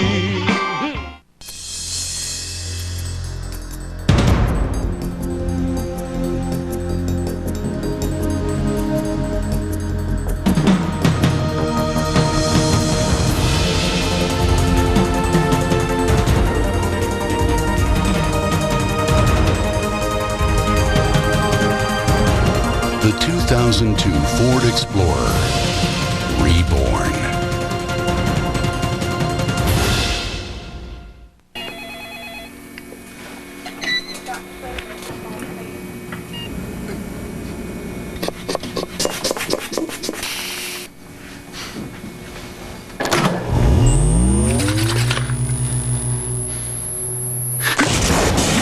Try all you want, but nothing can replace the rush you get from a Kawasaki Ninja. Somebody's about to ride off with a great deal on a Kawasaki. What are you gonna do on your summer vacation? Well, our Toyota Spotlight takes a look at some of the incidents here on the circuit at Belle Isle today. Zanardi and Jourdain Jr. got together. Manassian spun it. Tagliani went around, and then Tagliani caught the wall. Jimmy Vasser also caught the wall, his left front sitting just against it. And so still under the full course caution, most recently for Jimmy Vasser, there is the running order. And Jimmy Vasser's made it back to the pits and joins Gary Gerould. Jimmy, there was all kinds of disappointment at Milwaukee because of a different type of contact. In this situation now, tell us what happened. I just flat blew it. You know, I was we made our last stop. We left the tires on. They're hot, and when you go out on hot tires, you pick up a lot of the sandy material and marble. So I was working really hard trying to keep them clean for the restart, and I just lost it. I just totally lost it. Tried to keep the tires clean, and I know you were confident this weekend. Did you feel like you had a car that could win this race? Well, yeah, going into the race, yeah, but you know, it wasn't unfolding that way for us. The car was good, but we just we came in a little early for our first stop, trying some sort of a strategy I wasn't sure about, and lost a little distance. The car was good, but you know, I'm sorry for my team. Patrick Racing Team did a good job this weekend and gave me a great car, and I just flat blew it. Thank you, Jimmy. We're going to swing right over here. Bruno Junqueira was also coming back and has graciously stopped. You were up there challenging from the front row. Tell us about your day before you ran into the problems that put you on the sideline. Did you think you had an opportunity to get by those Penske cars and win this? For sure. I was just behind Helio trying to save fuel. I had the opportunity to pass him twice on the early race, but I said not to take too much risk now, let's save fuel. And after 15 or 20 laps, something on transmission started to be a little strange. Helio started to open a little bit, and I tried to go faster, but I feel the car wasn't good, and suddenly the car just became really bad, and I get Dixon or someone spun, I get marbles, and I couldn't drive. I lost a lot of positions, but something was completely wrong with the transmission. The car was really strange. We changed tires, but the car is still really strange, and unfortunately the car stopped without power or without transmission. Well, better luck next week in Portland. We're about to go green. Thanks, Bruno. Speed comes up. Castroneves takes the green flag. We're back to racing again. 46 laps are complete. Servia and Fittipaldi work on each other. Oh, de Ferran kicks the back end coming off of the corner. Look at them spread out. Everybody's searching for position. Tracy tries to find a slot, can't do it. Fittipaldi almost loses the back in that blue car. Yeah, that was Andretti going around Tracy. Remember, Tracy's going to be tight on fuel. Michael's going to have plenty to go to the end. Now Christian Fittipaldi trying to attack Tracy. Being heavily pressured from behind by Servia as we saw Kenny Breck pull up next to D'Amata. Yeah, Cristiano D'Amata in 10th. Stepped out to one side looking for room. Tracy currently occupies 7th place.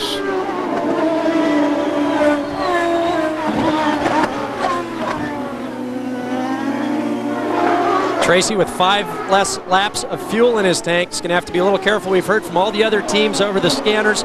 They're good to go to the end. They can use their overtake buttons.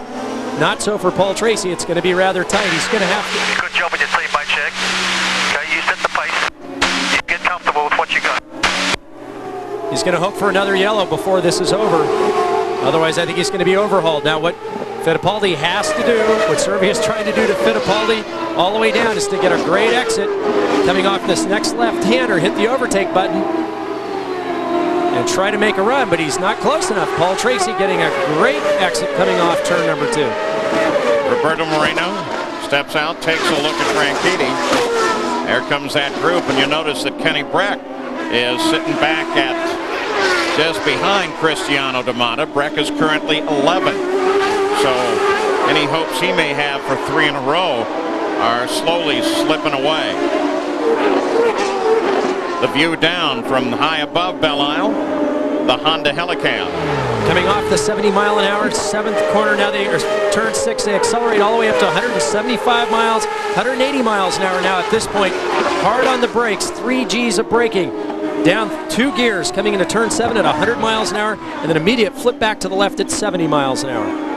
Well, that gives you an idea how beautiful the circuit is here on Belle Isle, though not nearly as pretty to the drivers who would like something different than all of the different surface changes here and walls lining the course, but the course is what it is, and they'll race it. Physically, it's very tough, and also mentally very tough. You can't have a lapse of concentration. You get offline just a little bit. We've seen a couple of accidents now result as being offline, picking up the junk offline onto the tires. Back up at the front, there's Castroneves, Carpentier, DeFerrin. There's Franchitti. Roberto Moreno continues to poke the nose off to the inside, hoping that he can find some room. Right behind Moreno is Michael Andretti. And then Paul Tracy now has closed up a bit on Andretti. He's closed that gap down and brought the rest of the group with him.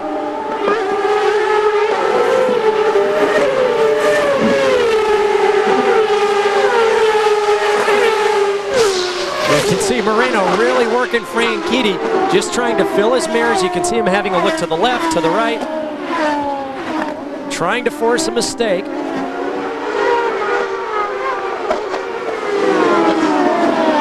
Dario very smooth, very consistent through these low-speed corners. You know the players. We're just going to sit back and watch and listen to these gorgeous engines for a bit.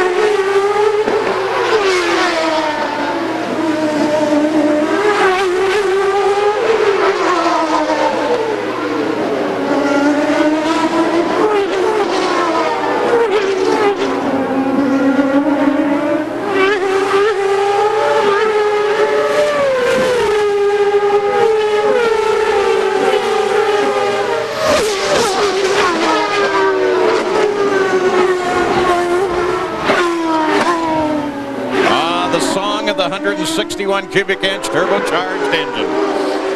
2.65 liter, the Honda's over 16,000. The Ford's close to 16. The Toyota's now approaching 17,000 RPM from a V8. Castroneves, Carpentier, DeFerrin, Franchitti. There's the top of the field. It's Honda, Ford, Honda. And we'll be back after this message and a word from our ABC stations.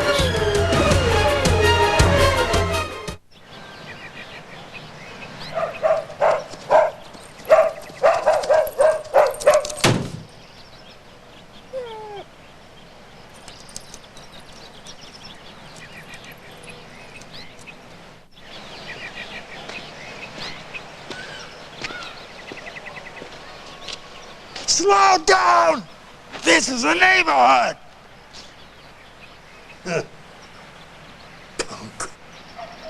Hey, Dad, Father's Day Sunday, ABC salutes you. Yes, sir. Are you messing with me? Yes, sir. With an entire night that celebrates fatherhood for all those tender moments we shared. For all the times you stood firm and said, "That's my final answer." We're giving you an all-new Father's Day edition of Millionaire.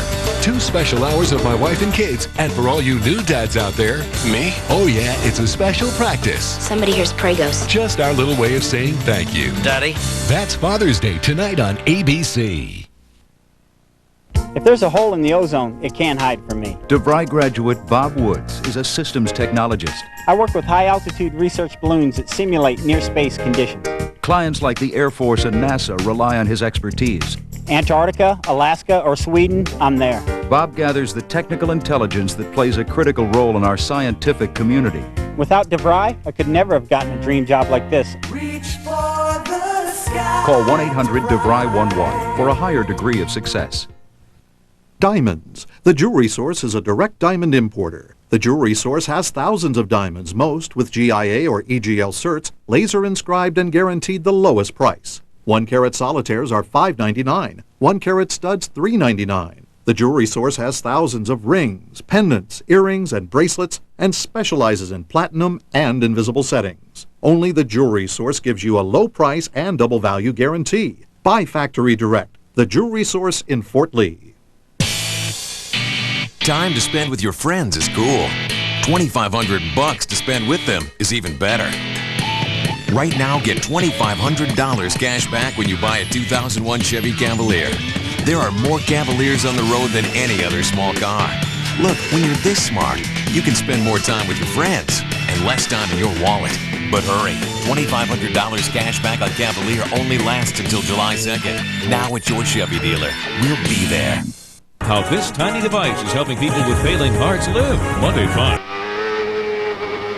You think there's nothing new on TV this summer? Then you don't know Jack. It's like a good game show gone bad. Don't miss the special 1-hour premiere of You Don't Know Jack, Wednesday at 8/7 Central on ABC. Well, you're right with Mauricio Guzman. They're the current standings. I'm looking forward to that one. I think we've already got that show covered, Paul. Absolutely. Look off to the edge. There's where you see the speed. Guzman is currently 12.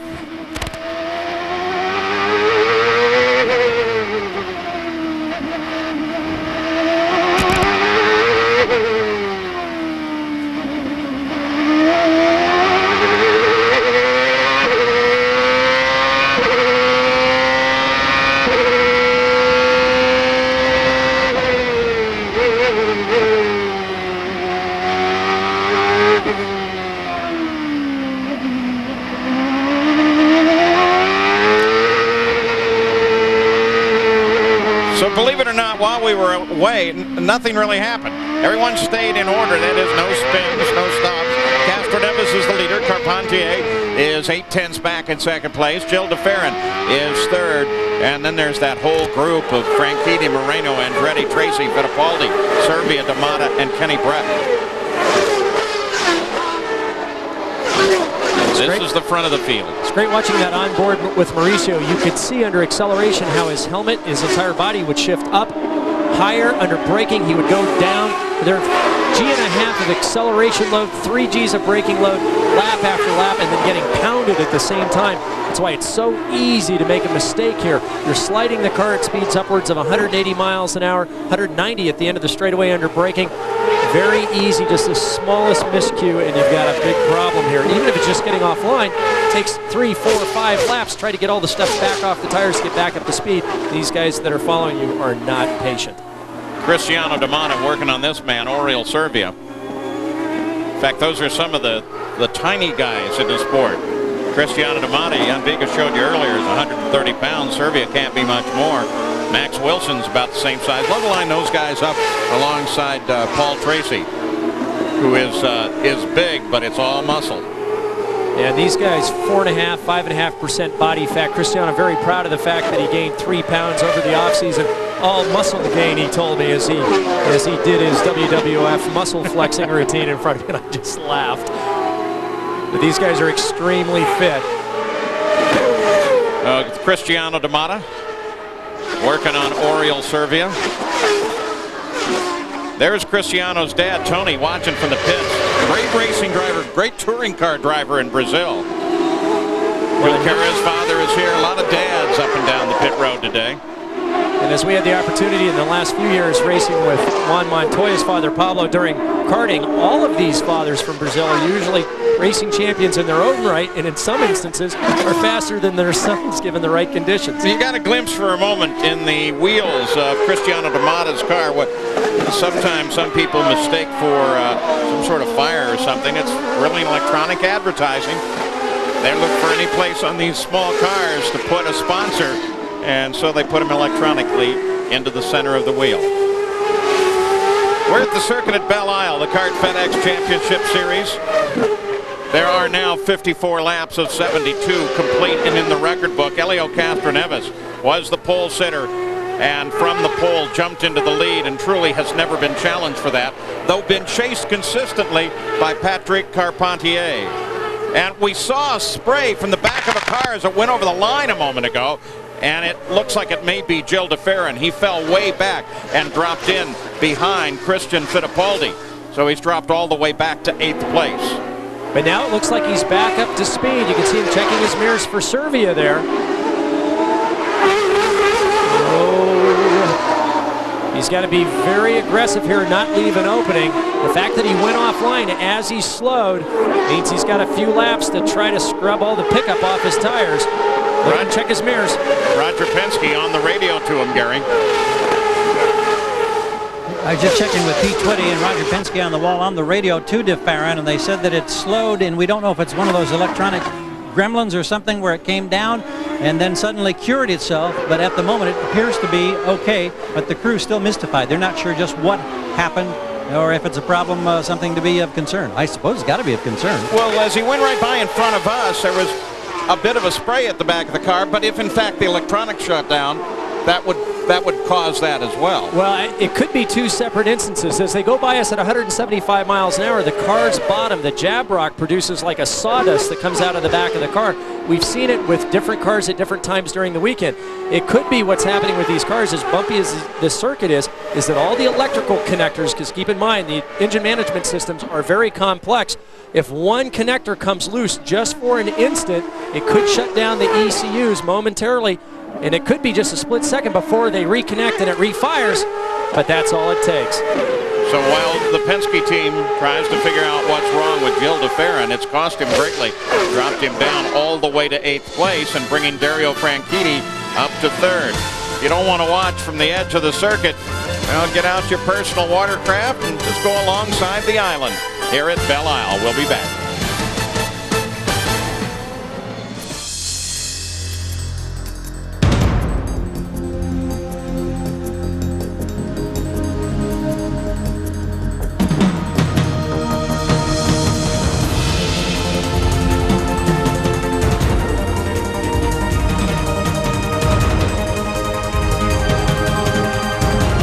The 2002 Ford Explorer Reborn.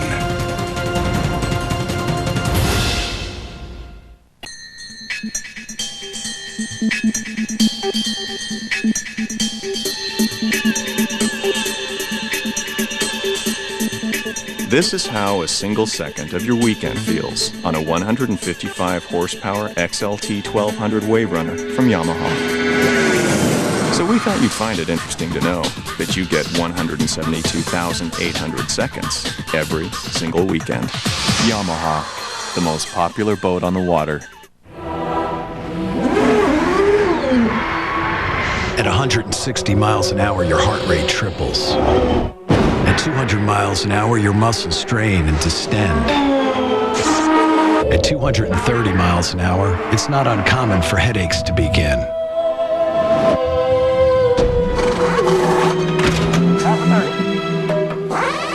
And that's just what the crew is going through. Hey, you're clear, you're clear. From the quarter mile at St. Louis to the third turn at Talladega to the pits of Laguna Seca.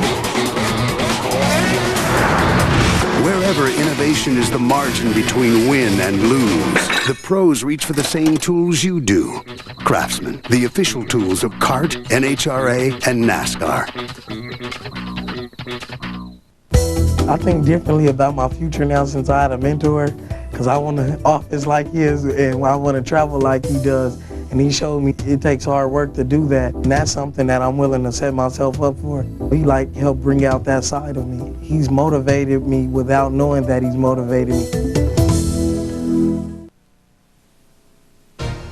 This Wide World of Sports update brought to you by Mobil 1. Nothing outperforms Mobil 1. Coming up after the kart race, the Indy Racing League here at Pikes Peak International Raceway. Last Saturday night at Texas, a great battle between Greg Ray and Scott Sharp. They're on the front row here this afternoon. And Jack Arute, it's a 12th career pole position for Ray. And Bob, we should continue to be treated to the same sort of racing we saw at Texas. Granted, this racetrack is far different. Only a mile, they call it a bull ring, semi-banked. But you still have to run side by side. You've got to use the throttle and the brake. The Pikes Peak Indy 200 from Pikes Peak International Raceway is coming up next here on ABC Sports. Well, things happen very quickly on Belle Isle, and usually right after I say we'll be back after this. I said that, and then Oriol Servia got into the wall. And they're having to pull the cranes out to get the wall fixed and him off the course. Servia's okay, but look at that hit, Parker. The same place that we saw Tagliani go off, turn number 12, a little wide, a little fast. Mauricio Gugelmin, look at him as he had to weave his way through. How wide is this car? About that wide, that's it. Now watch Kenny Breck directly behind Servia as they come out. You can see D'Amata tucks inside nicely, but it's Kenny Breck that has to deal with the tire obstacle. And how about that? There's no time for a yellow flag or any warning.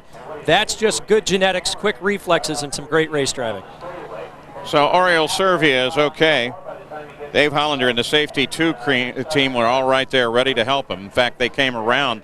One of the advantages of a circuit like this is they can drive around behind some of the walls, got there pretty quickly, so no problem. Elio Castroneves still at the front, but this may mean something fairly important, I would think, for Paul Tracy as we look at the race recap.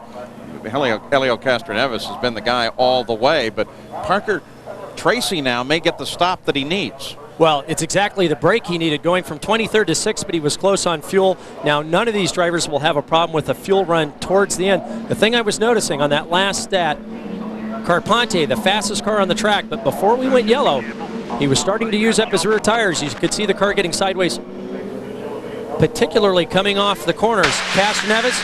We're working lap 56. Neat and tidy. I think he's got plenty of tire left. The advantage at this point, at least, even though Carpente's turned the quickest lap, is to Castroneves. Well, with Tracy, they're trying to decide exactly what they want to do. I would think probably toward the end of the yellow, you would duck in and pick up some extra fuel, but depending on its length, you may stay out.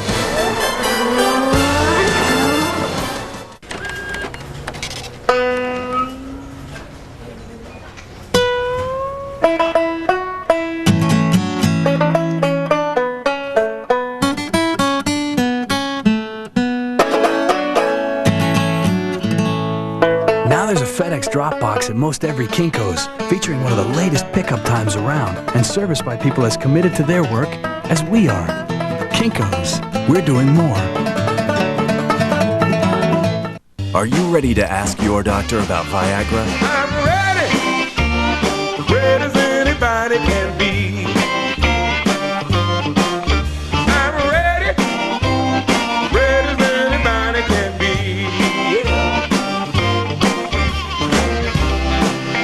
Get ready. Ask your doctor if a free sample of Viagra is right for you. Well, I'm ready for you. I hope you're ready for me. Yeah, I'm a flagman, third-generation flagman. I do my best work for the Suzuki GSX-R line. Each one is special. The GSX-R 600 is agile, aerodynamic, so it's light, like a bird. Like a bird. And the 750 wins everything because it's quick. Like a cat. And the all-new GSX-R 1000 is just gonna dominate racing. And all that power and super lightweight, I'm gonna be like... okay, there, it's my back. The old back.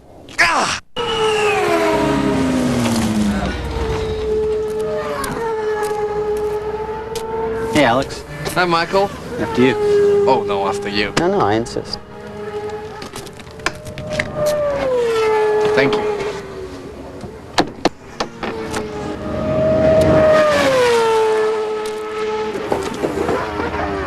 Competition. Most of the time, it brings out the best in us. Hey, make you some name. They climbed Everest to live the dream they never imagined. Storm's coming. Saying goodbye. I love you. Into Thin Air, ABC Monday, 9, 8 Central.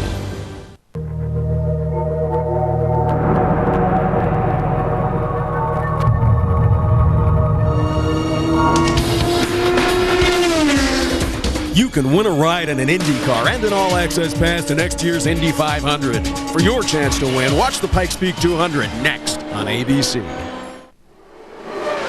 And Helio Castroneves accelerates just as the green flag comes out. Restart comes on the 61st lap. If you're going to make a move, you're going to have to do it fairly quickly here. Patrick Carpentier and Dario Franchitti second and third behind him. Carpentier moves a little to the right. Franchitti comes back out to the left. Carpentier may be willing to try him. Franchitti took an unusual line into the corner there. Almost loses the back end. Franchitti tries to get around Carpentier, and he almost loses the back end. Moreno closes in on Franchitti.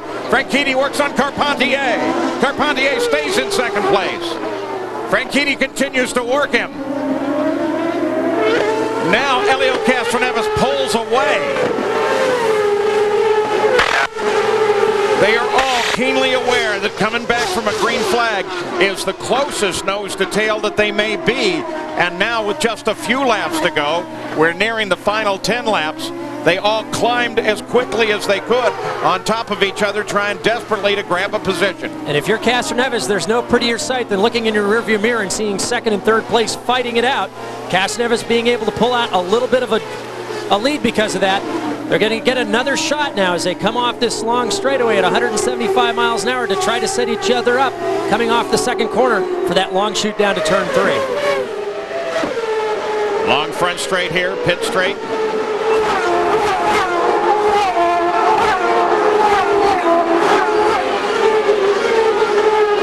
Carpentier is able to close once again, just a bit. Franchitti is there.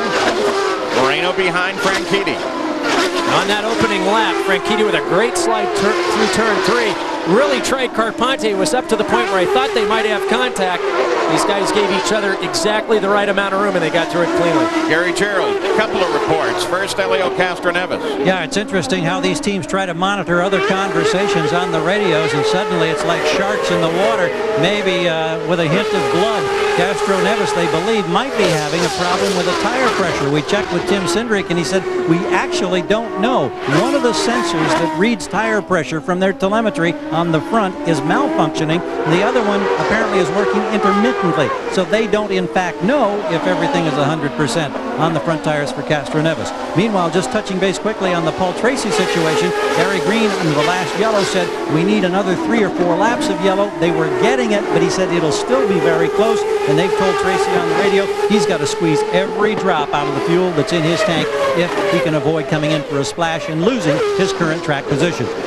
Alex Tagliani, the teammate to that man right there. Oh, another car in trouble. This time it's Herta. Same place. Turn 12, the same place we saw Servia, that we saw Tagliani. And the field slows for that area as yet. They've not gone to full course caution. Brian Herta stuffs it nose in pretty hard.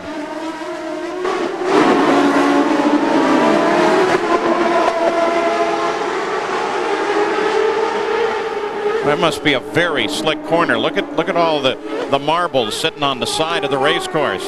You get offline, that's what's going to happen. Brian Herta has climbed out of the car, and he is okay. And the full course caution now comes out. And this may be the yellow that Tracy wanted. Well, while they slow, let's go to Jan Bikas.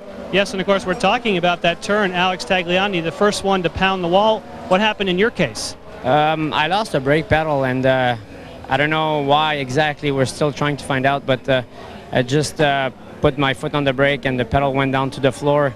And I mean, I went full speed into the wall. The impact was so big that my foot slide from the brake pedal in between the brake and the throttle, and my ankle was stuck in both pedals. That's why it took so long to get out of the car, but I was fine. Do you think, have you seen the Serbia or now the Herta crash? Do you think it could be related? I don't know if, you know, because my crash, you know, or I don't know if when I brake, you know, if my brake broke and there's some brake fluid on the track and I left that, and now, you know, it's guys had problem, but definitely my crash was not because the track is definitely the brakes. Well, thankfully with lots of brakes, you're okay. Thank you, Alex. And we'll look again at that corner as they try to get Bryan Herta's car off of there. Parker, you're circling the marbles. Look at the marbles. That's the rubber that sloughs off the tires. The problem that you have, you get just a half a foot offline, and that's all you need to get onto this. It's like hitting ice. You lose grip, and the car slides right offline farther into the wall. Yeah, but Alex Tagliani is, look at him trying to get that course as clean as they possibly can, get some of those marbles away before they go back green. And when they go back green this time, it's no doubt it's going to be a sprint. They try to blow that debris rubber off the race course as best they can. But Tagliani said definitely his brakes, what he's concerned about is that in doing his incident, he may have actually left something on the course that has caused subsequent problems. So there you are, Helio Castroneves, Carpentier, Franchitti, Honda, Ford, Honda, the top three. Roberto Moreno is fourth with the Toyota. Pace car is out. So the guys who are chasing Helio Castroneves, here they are, a personal look for you.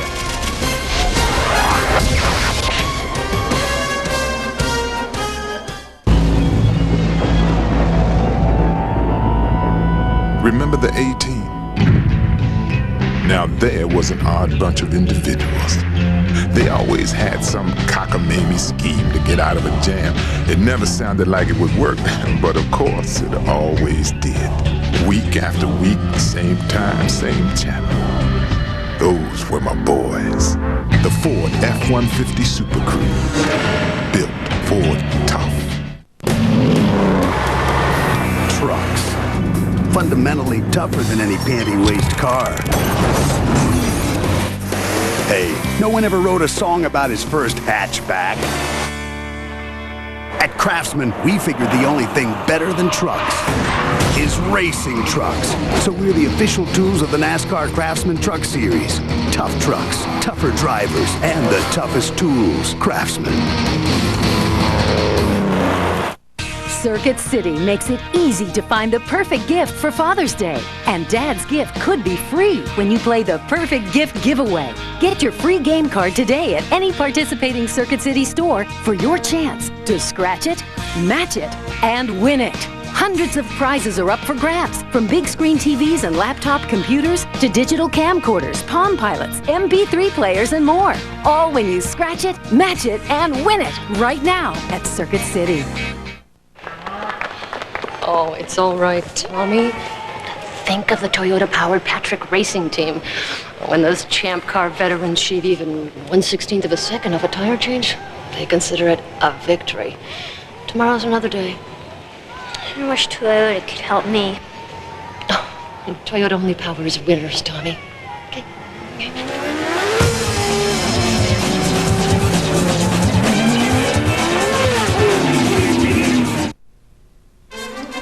The Grand Prix of Detroit. This ABC Sports presentation brought to you by FedEx, proud sponsor of the FedEx Championship Series.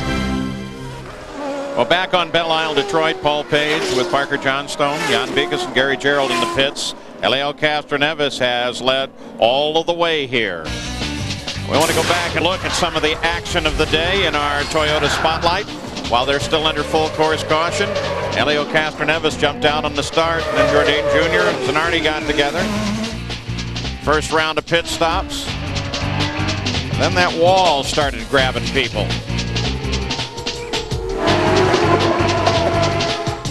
And that brings us to this moment. Full course caution is out right now for the fourth time today.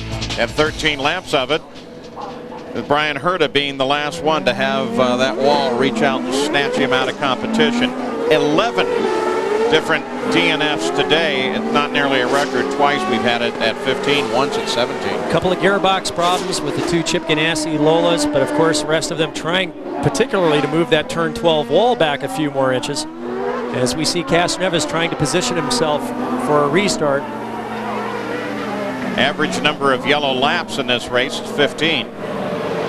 We're not there yet. We're only 1 lap away. Gary Gerould, what about Paul Tracy? He's 6th. Checking in once again with Barry Green, and he says, Gary, I tell you, it's going to be very, very close. They're getting the yellow they need, but as the track has come in, the speeds have picked up, and he says all the other vultures on both sides of us are great on fuel. We're still very, very close.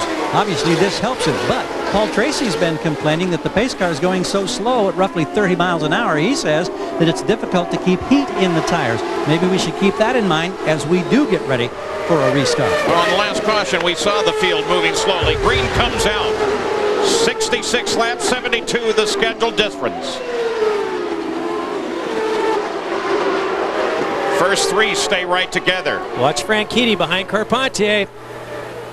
Franchitti looks to the inside. Can he get Carpentier? Oh, it looks awful good. He's got him. Franchitti comes to second, loses the back end. That sends Carpentier to Moreno, but Moreno continues on. Carpentier drops all the way back. You can see once they got into the marbles, they were just hanging on. Dario with a great slide. Moreno trying to take advantage of Carpentier having to back off. They make contact. Carpentier gets pushed wide. And now look at Paul Tracy. Paul Tracy goes to the inside of Carpentier. Christian Fittipaldi tries to get around him. Carpentier looks like he doesn't have any idea where to go. He's got cars on both sides. Michael Andretti is also trying to come forward too. It shows you how quickly you can move back. He's in second place. He gets shoved offline. It's like driving in gravel now. It's going to take him a lap or two to try to get this off. The other drivers know it. They take advantage of it while they can. We suggested earlier that though they're nose to tail and it looks like there's some separation at the kind of speeds they're traveling, averaging now better than 110 miles an hour average. Well, things happen very quickly. There's the best example.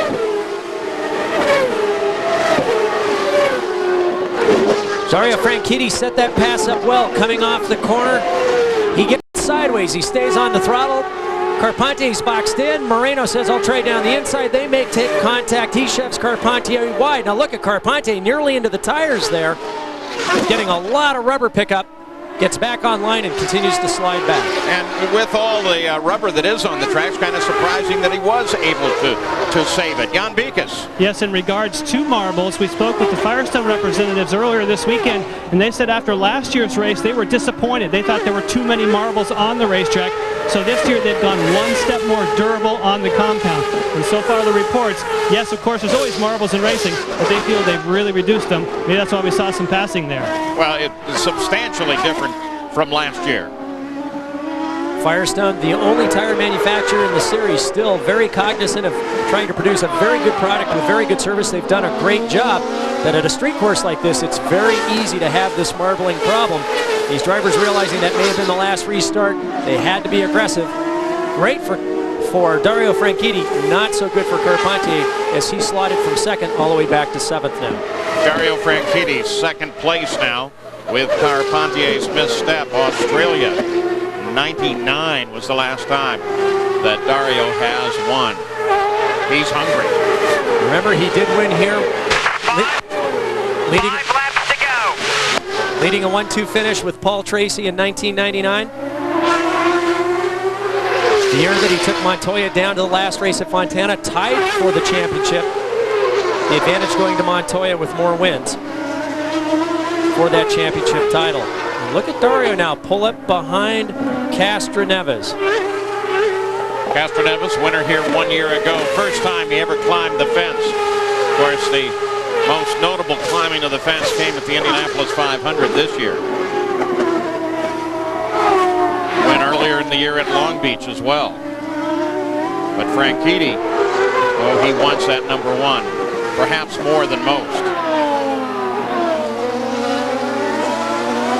Roberto Moreno there, third in the train. Remember, as they came into this race last year, Moreno was tied for third in the championship. He's fallen back this year. It's been a little bit more difficult ride for him. Driving a very smart race, aggressive when he needed to be.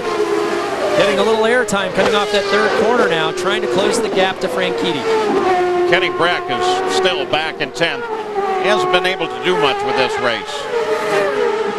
His hopes were high, 2 wins coming into this, hoping for 3 in a row, starting with his first Champ Car win. But a tough time for Kenny Brack here on the streets at Belle Isle in Detroit. Roberto Moreno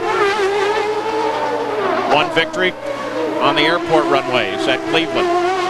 Now sitting in third. Andretti is just behind Roberto, and Paul Tracy just behind Andretti. Bit of a gap, though, back from Moreno to Andretti, a couple hundred yards. This will be a big boost for Moreno if he finishes in third. He's currently 18th in the championship. He needs these points. Now look how smooth Castroneves is. Hasn't lost his composure. Picked up about 1/10 of a second over Dario on that last lap. Both these drivers, first and second, very, very smooth. Very rarely see their cars move. Except we've seen a lot of movement from Dario today when he's needed to do it. Michael Andretti, the third car at Team Green, started out of the top 10, up in fourth. Now, as we run to the closing laps of this race, we're also running out of time. In the extra caution periods, we will not get an opportunity to interview the winner, but he will be interviewed, and that will be on RPM tonight. Also in our replay midweek, we'll replay this race for you on the ESPN network. Just check your listings for those. And we apologize for that. It's a consequence of time. Jan Beekes. With Barry Green, does Dario have anything in reserve for Elio? Oh, we think so. I mean, it's going to be tough to pass. It's always tough to pass, but he's done a great lap. He's had a couple of quick laps catching up to him, but, you know, there's only a few laps left, but, you know, it's a great day for him so far. He almost had De Ferran a couple of times in the pits. We'll see what happens. And Paul's up there, Michael's there. It's great. It's really good. We just got to make it to the end now. All right, we'll let you get back to the monitor. I know you're enjoying it. Gary? And with Tim Cindric, of course, on the radio with Helio Castroneves, your concerns in these final laps as you try to make it 2 straight at Detroit. Obviously, you got to get to the end to win, and last couple laps are obviously going to have a bit of drama. We're not sure in terms of one of our tire pressure sensors has gone away, and one of them looks as though it's low, so we'll have a bit of drama here. But has the handling changed at all on the car? No, he hasn't reported that, and we left our tires on the second stop. I mean, the Firestone tires have been great. Just a matter of what happens here in the next lap or so. Thank you, Tim. And point for Barry Green. He has 3 cars in the race. They're all in the top 5. Franchitti in second, Andretti in fourth, and Paul Tracy in fifth. Tremendous run for Team Green. Consider that Dario may have started fourth, but Michael was in 13th. Paul Tracy down into 23rd, and as you said, now running second, fourth, and fifth with Team Motorola, Team Green. That's a great day for a race team when you've got 3 cars in a difficult race like the one here at Detroit. But one more goal. Franchitti would love to get around and take the lead from Castroneves. Coming up next, more Auto Racing IRL at Pikes Peak, the Pikes Peak 200. Coming down now, they'll see white flag next time. Bye, that's one more lap to go. And Paul, they're telling Paul Tracy that fuel is still critical even on this final lap. Well, Paul Tracy sitting in fifth, Fittipaldi in sixth. Bit of a gap there. But Tracy's going to have to take it careful. Well, fuel's been an issue here in the past. Remember in '97 when Mark Blundell and Mauricio Guggelin both ran out of fuel first and second within sight of the checkered flag. The white flag comes out.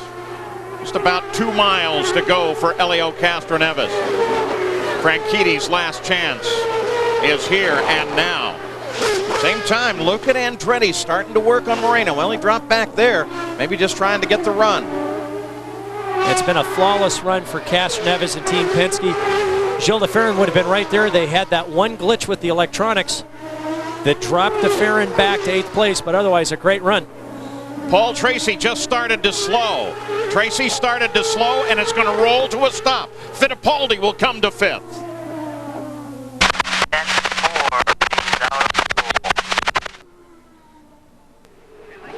Back to the lead of the race.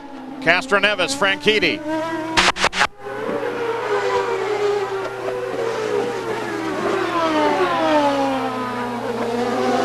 It doesn't seem like Franchitti can do anything, but look at him slide the back end of that car. Franchitti's still working on Helio Castroneves. Time and distance is running out. It's time to climb a fence, I think, Paul. Helio Castroneves takes the victory.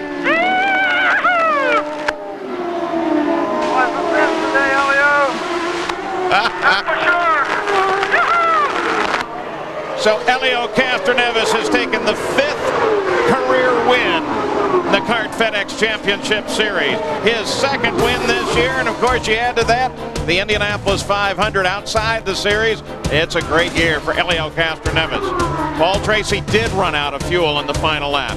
Castroneves followed to the flag by Franchitti Moreno and Andretti. Thanks for joining us. IRL is coming up next. ABC Sports is online at ESPN.com. Keyword ABC Sports.